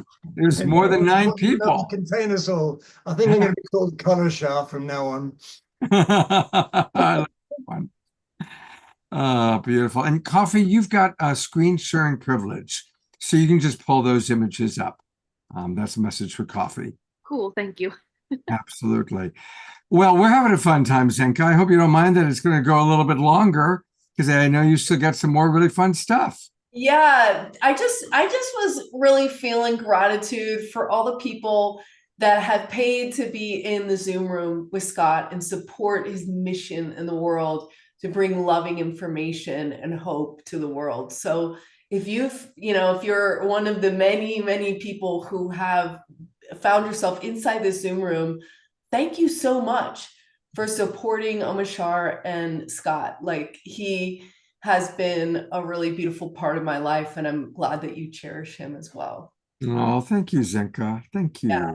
It's really, you know, when we all put in a little bit, we can do a lot of cool stuff. So a small, you know, amount of money adds up and can really support the projects we love and care about. So thank you. So the next two people that are coming up are two professors, Coffee Rain and Adam, are going to be talking about the other two sessions in this season. And we're not going to do experiential work with these two last sessions, but or maybe we are. Okay, so you've changed your mind. Okay, perfect. But the idea really is that you guys, when we talked about this impossible wall that we find ourselves in, this box in our lives, whatever it is that you think is impossible, whether it's talking to someone you've been estranged with, or healing something, or doing something, or getting a job, whatever it is, these techniques that you're going to learn with drawing and waking induced lucid dreaming, these are the brain waves and the other things that are going to support you in easing into your logical mind, which we know has got the incomplete information, you guys. It's got a bad hypothesis that we bought into about what we're truly capable of as a community and as humans. And I just want to close in saying here that, you know, these research teams, almost, that we call them in Starseed Academy, it's not about learning general things. It's about you learning about you. Just like hopefully you've learned something about yourself tonight in doing a couple of these quick little things, because your self-knowledge is really your gateway to empowering yourself and each other. So yeah, thank you so much. And I'm excited to present Coffee Rain to you. She is one of the most positive, loving, talented artists that I've ever met. And again, it's not about just drawing something and does that look right? It's about producing effects and your intuition and your knowingness onto something that you know you're connecting with that part of your brain. And some people even believe that the cave drawings are not them saying, oh, I did this and this is what the animal looked like. They think of it as projecting themselves into the future of what they want to happen. And Coffee, I hope you're going to talk about placeholders, because this is an interesting thing that you have developed over the years. But anyway, thank you, Coffee, for being here, and thanks for the amazing work you're doing in the world. Thank you, Zenka. Thank you for such an introduction. Honestly, if it wasn't for Zenka and for LightNet, I don't know if I would even have reached this point in my life, because her and this community has just been able to give me so much confidence in doing what I'm doing today. And so, yeah, let me get into it real quick. But so I've been an artist for most of my life. I started drawing since I was 4. And this is, of course, aside from my goals and life passion to levitate, I also love to draw. Is my Wi-Fi cutting out a little bit here? No, you okay. seem good. Okay, good, because it looks like I was lagging a little bit. But there's a little bit. Now you are. Yeah, now you're seriously turning into a artificial version of yourself. Your vocals are okay though. It's like they said, my gamma is like interfering here. Okay, let me see if I can share screen, if it'll let me do that. And then maybe I can turn off my video so we can just look at what we have here. Do a little bit of, okay, one second. Seems like everyone's just getting home from work, so the internet is like bogging down a bit. Alrighty, so manifestation placeholders is something I've been working on for a bit here, and it is basically the idea I came up with is you can visualize things, but when you're manifesting something and trying to hold that image in your head, usually it gets distorted for however long you're holding it, unless you're like a super good manifester and then you can hold that image for long periods of time. But I decided, I'm coming in for a moment. It's not showing up. oh, So- it's not showing up. Oh, well, there it goes. It finally just popped out. The visualizations are limitless. Just- Yeah.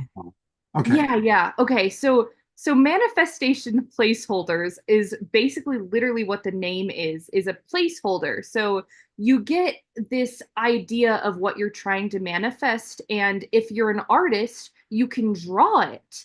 And if you're not an artist, you can potentially commission another artist or me to help you bring that visualization into the physical world.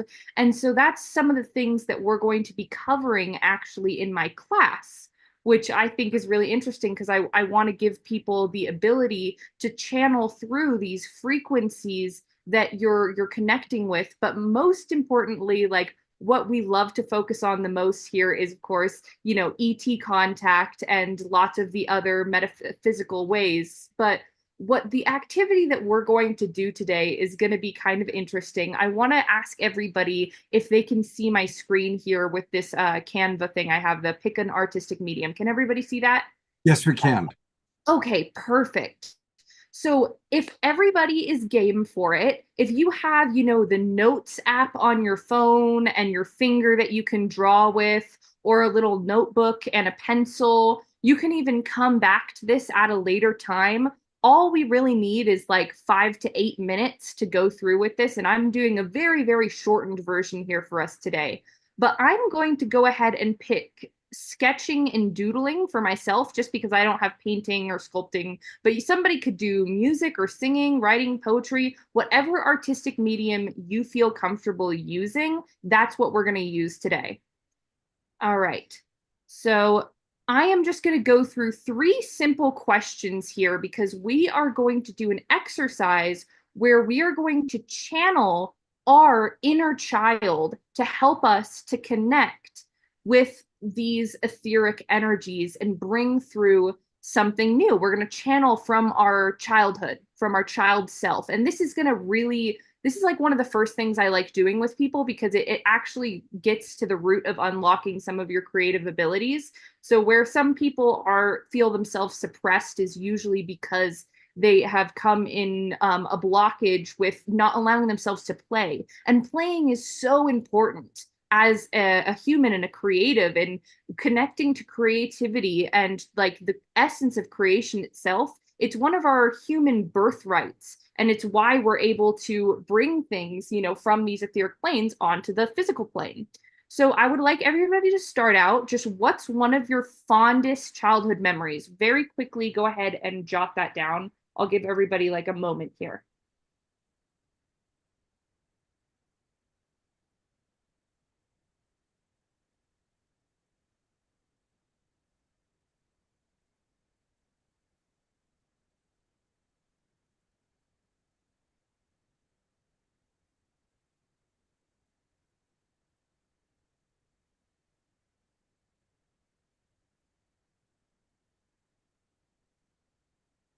Just a few more seconds.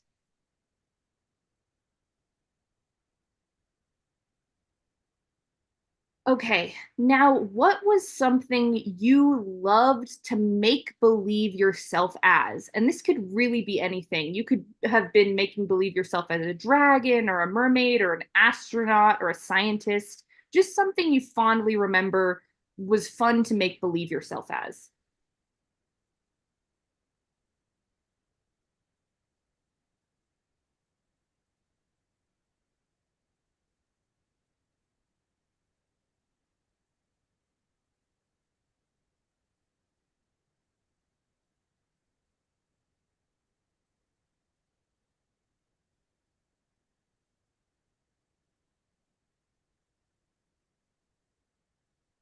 That's great. I'm loving some of these comments.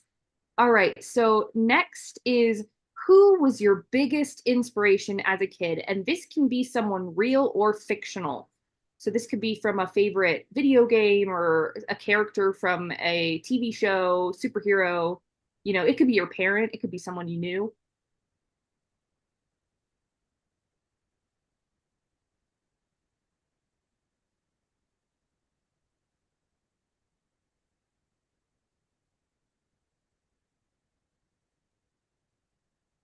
Couple more minutes here.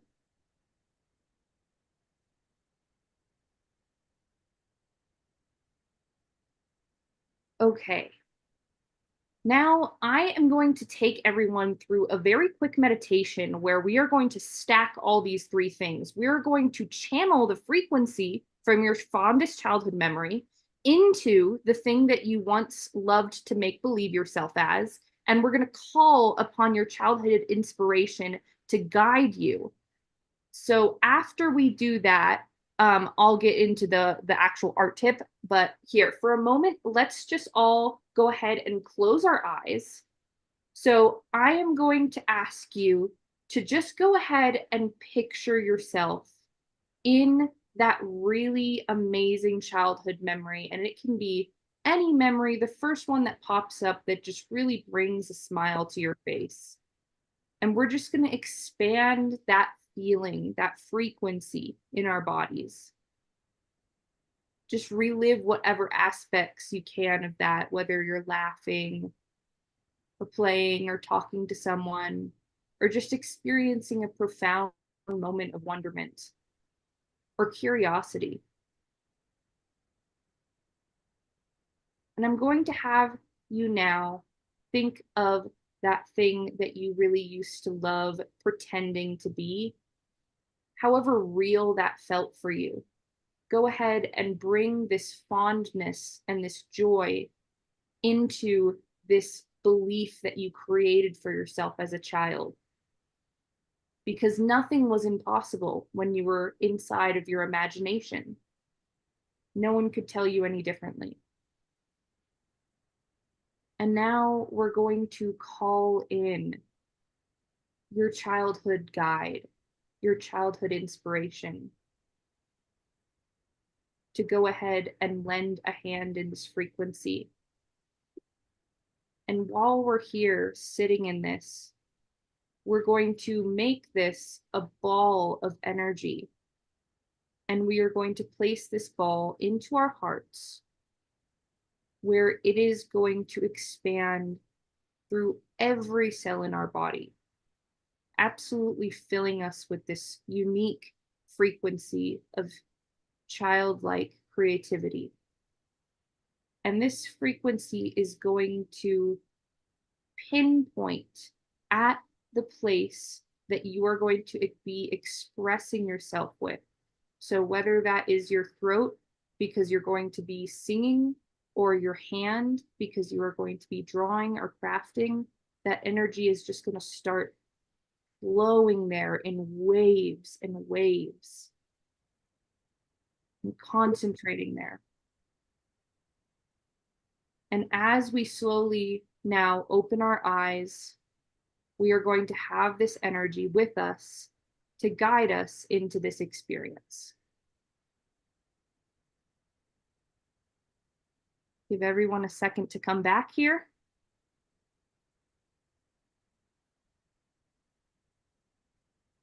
Alrighty, cool. Welcome back, everyone.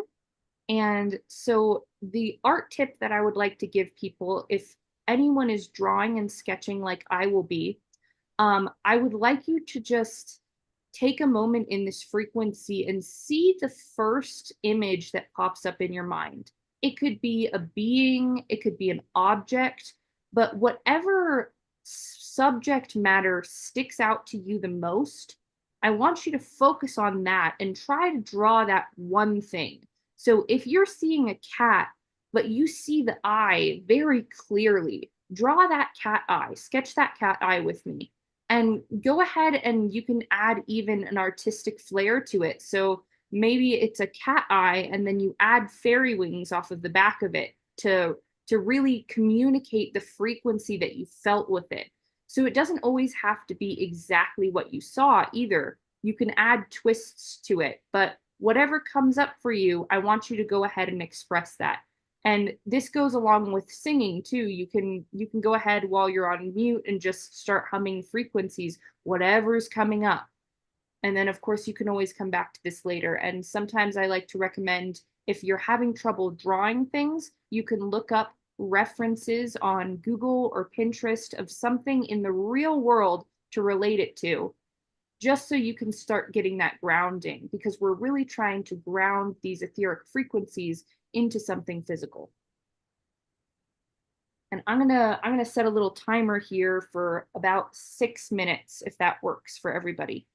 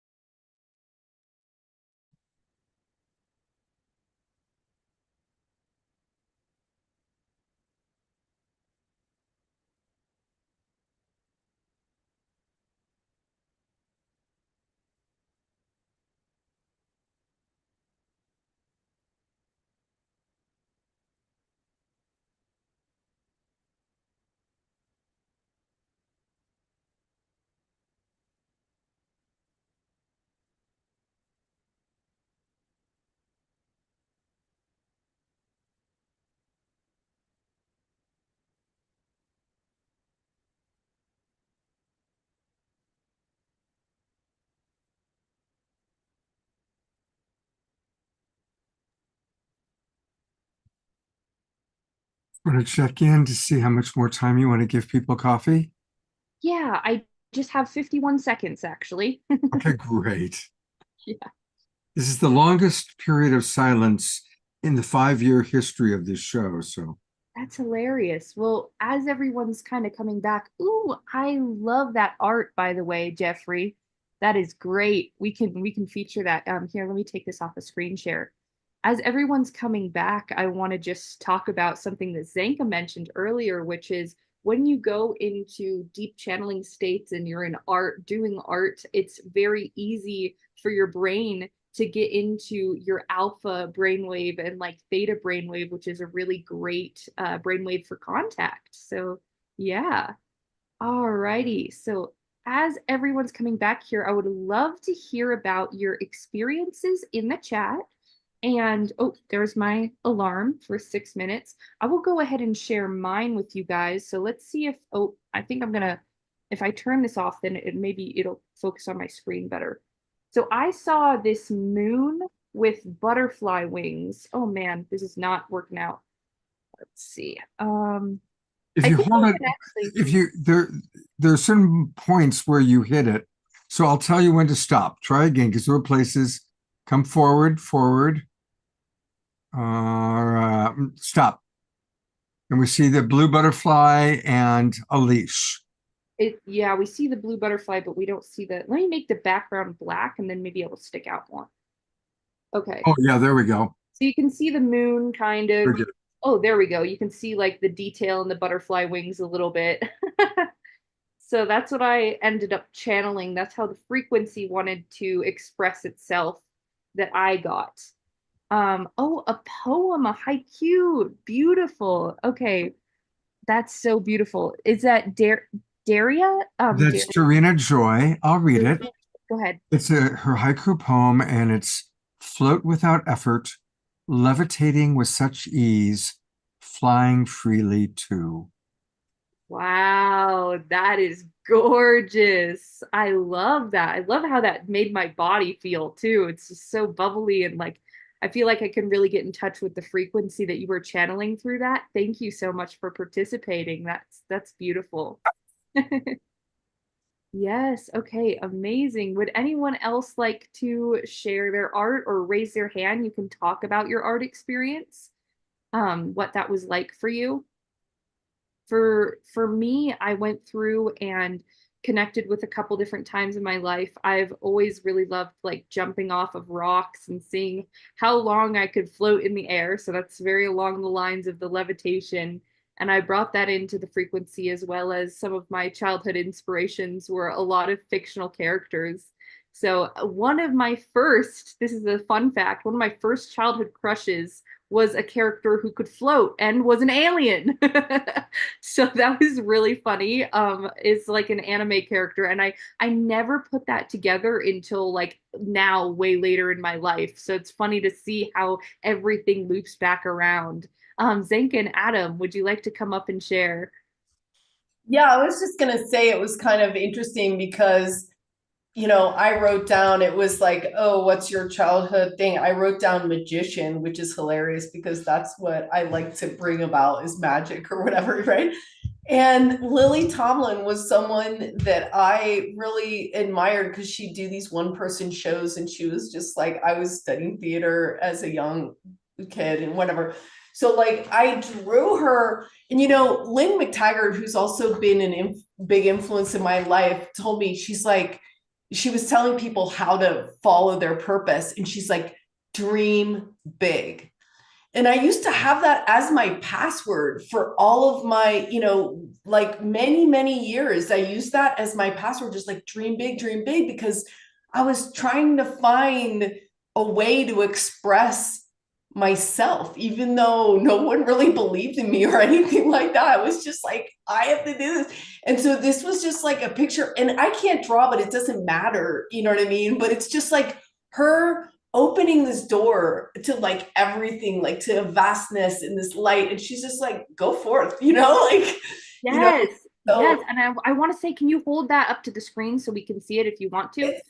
Yeah, I mean, it's I not. love it. Okay, no, I want to say though, I want to say about this. So what you've done there, Zenka, is you have channeled that frequency of having that door open for you, for that magician energy to come through and be anchored here on this physical plane. So now whenever you see that image, it's getting like tenfold back to you because you've taken it from the etheric and you put it here in the physical. So it does not have to be a great like fine art piece of art for it to count as channeled art. And that's what I'm trying to tell everyone here and show the world is you can start channeling these frequencies, bringing them into your life in a solid way without having crazy magnificent art skills. You can just do what you're comfortable with. And then this also starts to open up your creative mind to new possibilities and new ways of thinking. And it's all a muscle, like Jesslyn and Alan were talking about earlier. Doing this, it really gets those juices flowing,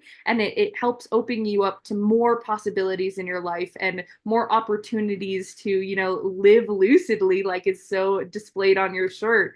And yeah, so if you guys want to sign up for the art course, we only have a week left.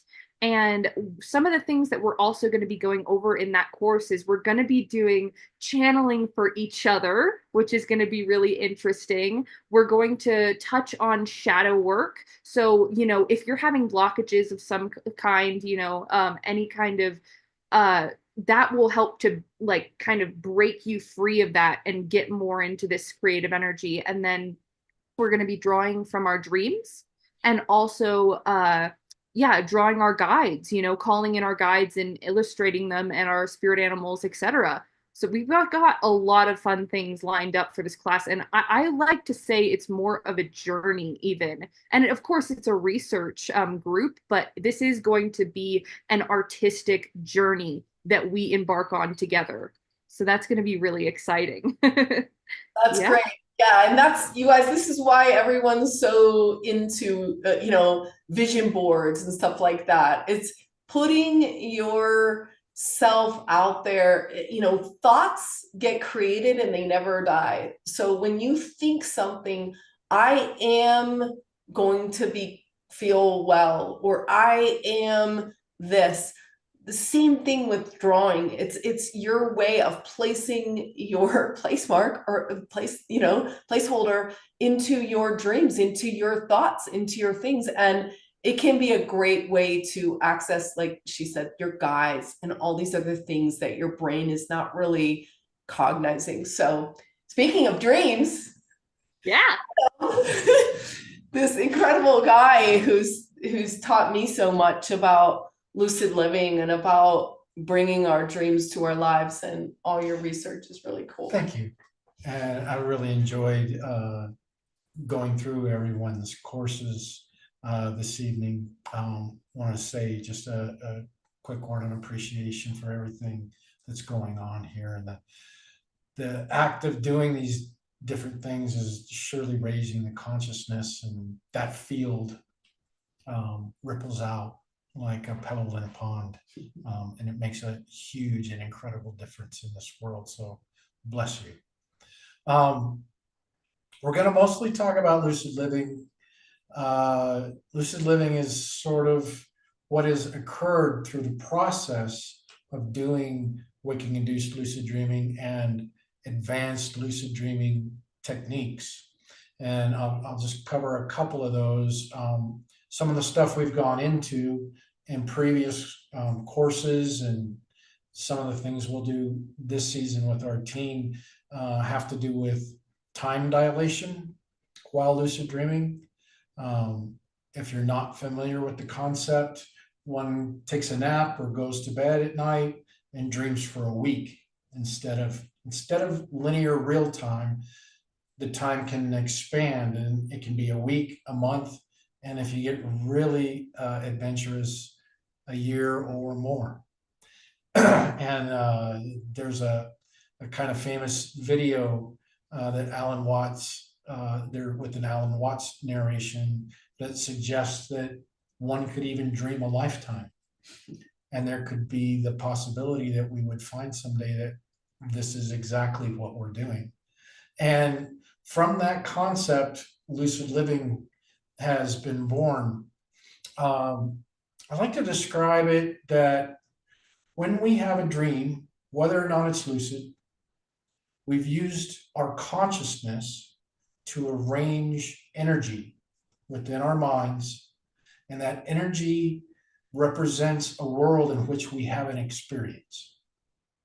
And so our consciousness utilizes energy to create an experience while we're asleep. And when we become lucid in those dreams, we begin to acquire the ability and methodology for being able to have and act upon that experience. We can modify or change the experience. Maybe not completely making everything. I like to describe sort of that detailed orientation. If you would imagine a giant field filled with rooms, okay, there's 17,000 rooms in front of you. Now, if you're going to get detail oriented, you have to go in and decorate every single one. And you could do that with time dilation. You could spend the next 75 years decorating those rooms, but you could also draw back and just say, I'm flying over a jungle, and you allow the jungle to be created before you. And that's a technique for lucid dreaming. With lucid living, we begin to realize that our consciousness is active within this world. The famous double slit experiment has proven that the observer has an effect on the light traveling through the atmosphere. And so our consciousness is actually having an effect on the energy that is being represented here in this world. And we are proposing that we have the ability to act upon that lucidly. And so we began a technique called blooming. And blooming is where people on a team select an object, and then we begin to count how many times we saw it. And the object started out with like red balls. And then we got a little, we all counted the times we saw red balls during the next week. And it was very numerous. We had quite an experience with red balls ourselves. And then it went to blue bears. And that was interesting. I hadn't seen one for a few days. And then I opened up a star app one night looking at stargazing and wondering if I was seeing a UFO or a satellite.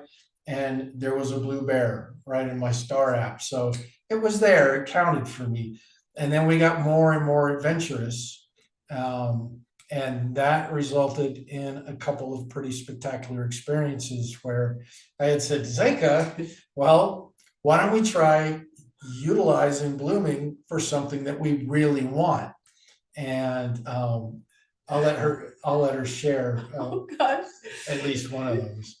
Yeah, so we all just came up with three. It was like medium, small, medium, large things. And my large one was like talking to Uri Geller, because I'm a spoon bender and I like really wanted to know him. I wanted to talk to him, you know.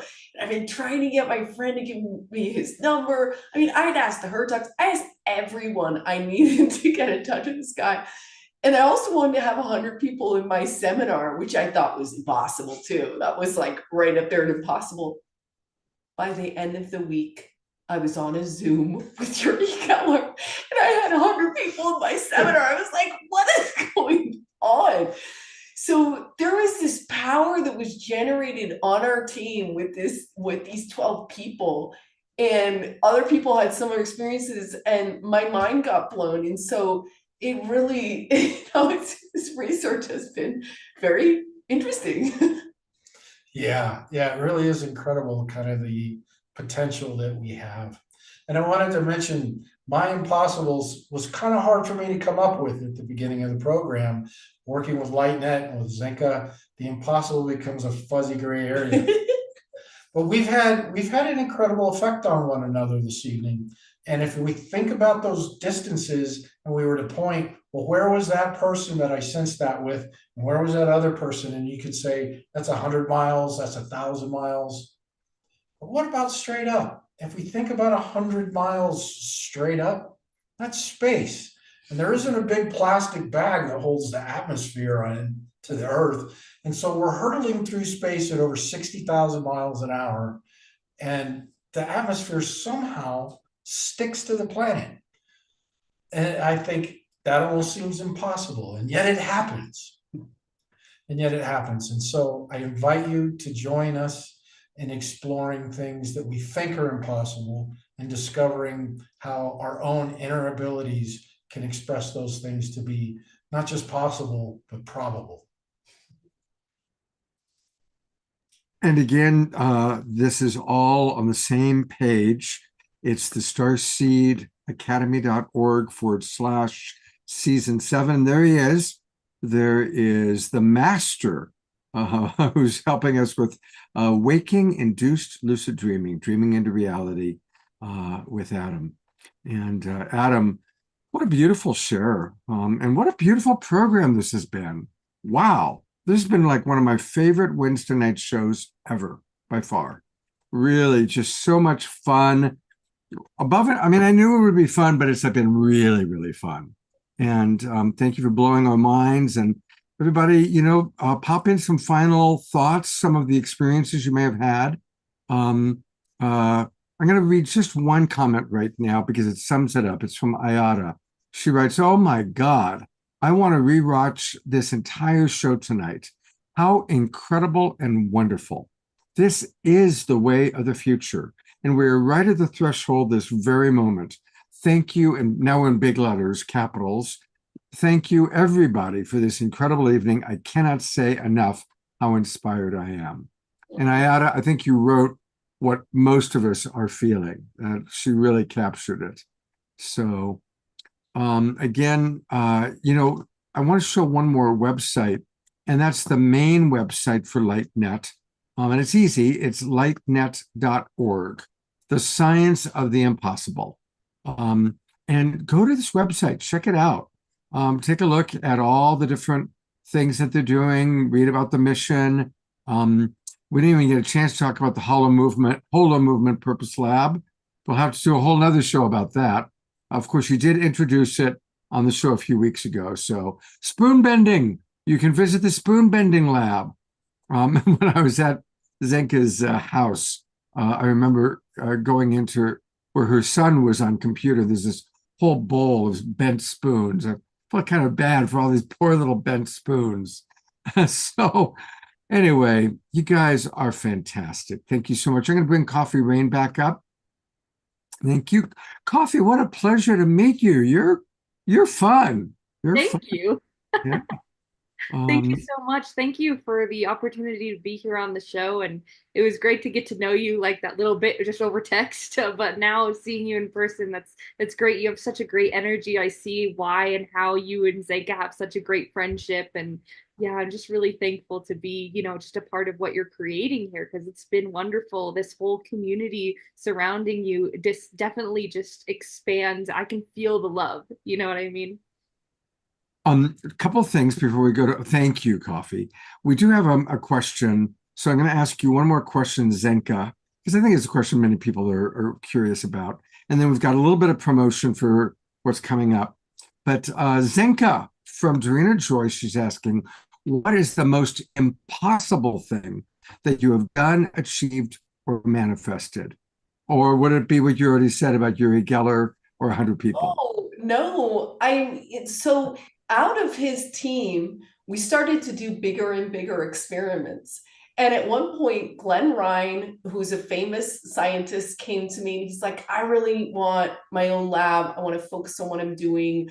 It's my time in my life. And a young scientist came to me at the same time, Michael Ray, who said the same things, like, I want to stop doing drywall. I need to be a scientist. And I was like, well, we need a lab. And I was like, well, I don't know, like, let's put it in the dream machine. Let's use the tech that Michael had done and Adam had done.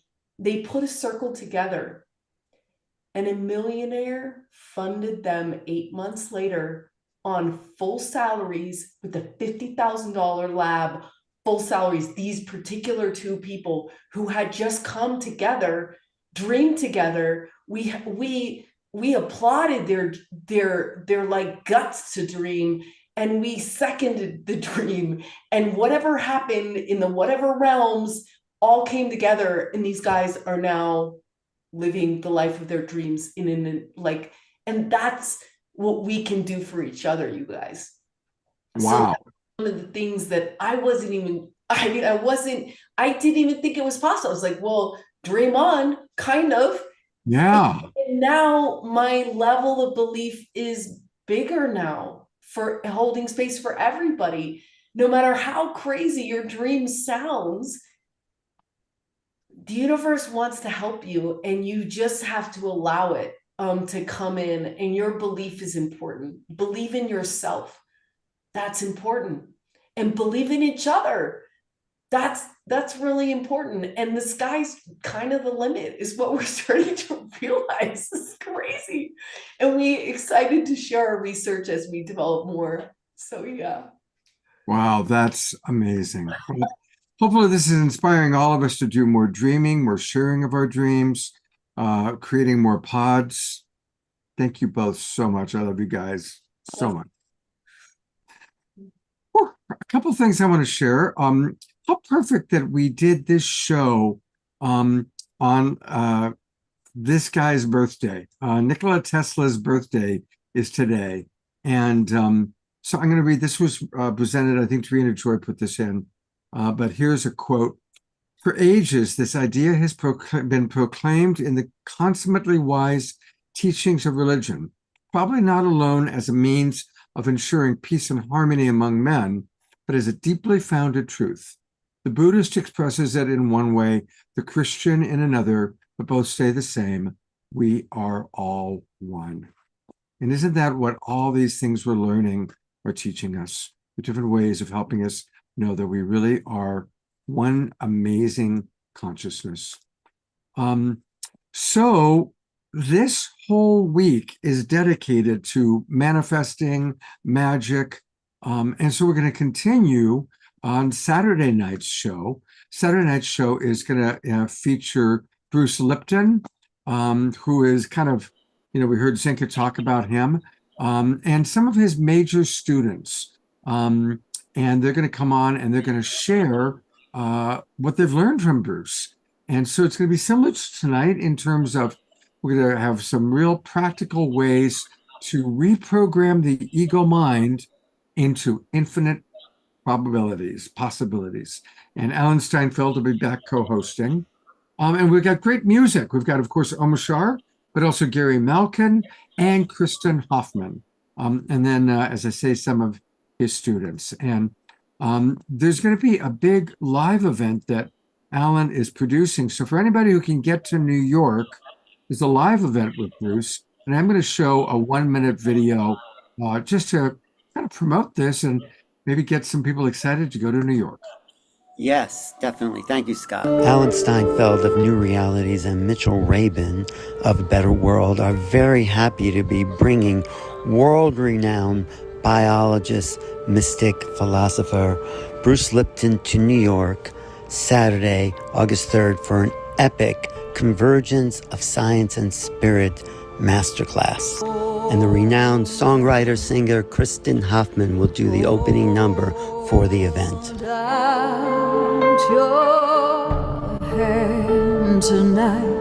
Thanks, Kristen. On this show, I asked Bruce to tell me what the 6-hour workshop in New York will all be about. You know what it's all about? Knowledge is power, but here's what makes it interesting.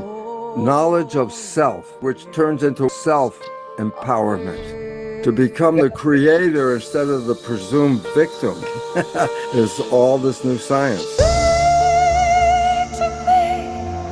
For tickets for the Bruce Lipton event in New York, August 3rd, go to www.betterworld.net/events-2 or use the QR code. Right now we have a great 2-for-1 special because we really want people there to see this work. Thank you.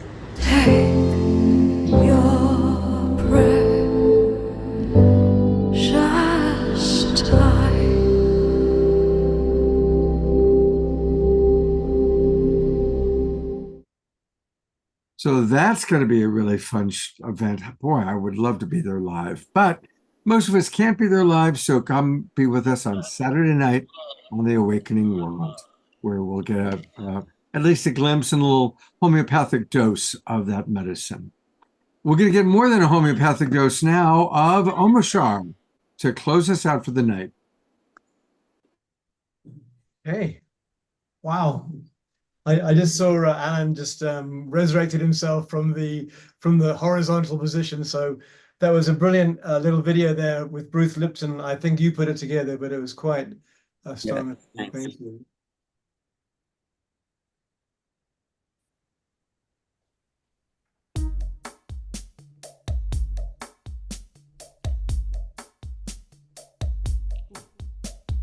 One, two, three, four.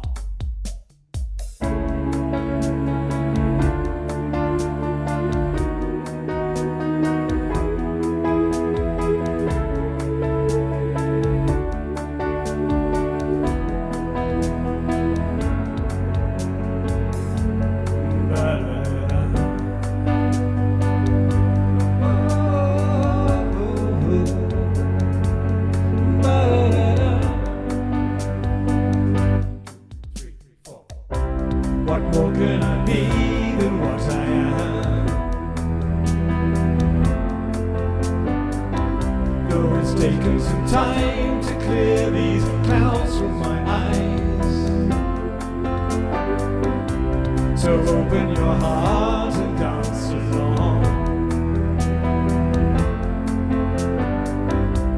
I'm thinking it's time to stop that same old song. I've come alive, so hear me now. I am in love with the world around me, and I will hold her in my arms, lift her with my dreaming. Ba-da-da-da. I lift her with my dreaming. Ba-da-da-da. I lift her with my dreaming. Da-da-da-da. So don't try to hold me to what I was. I've traveled through time to see this day arise. The love that I am is here for you. So open the door and let the sun shine in. I've come alive, so hear me now. I am in love with the world around me, and I will hold her in my arms and lift her with my dreaming. Wa-da-da-da. I lift her with my dreaming. Wa-da-da-da. I lift her with my dreaming. Ba-da-da-da.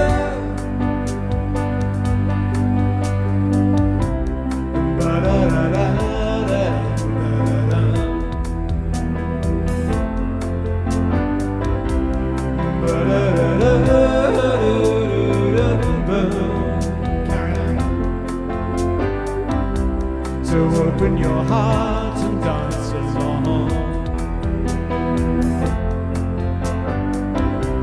I'm thinking it's time to stop that same old song. I've come alive, so hear me now. I am in love with the world around me, and I will hold her in my arms and lift her with my dreaming. Ba-da-da. I left her with my dreaming. Ba-da-da. I left her with my dreaming. Ba-da-da-da. What more can I be than what I am?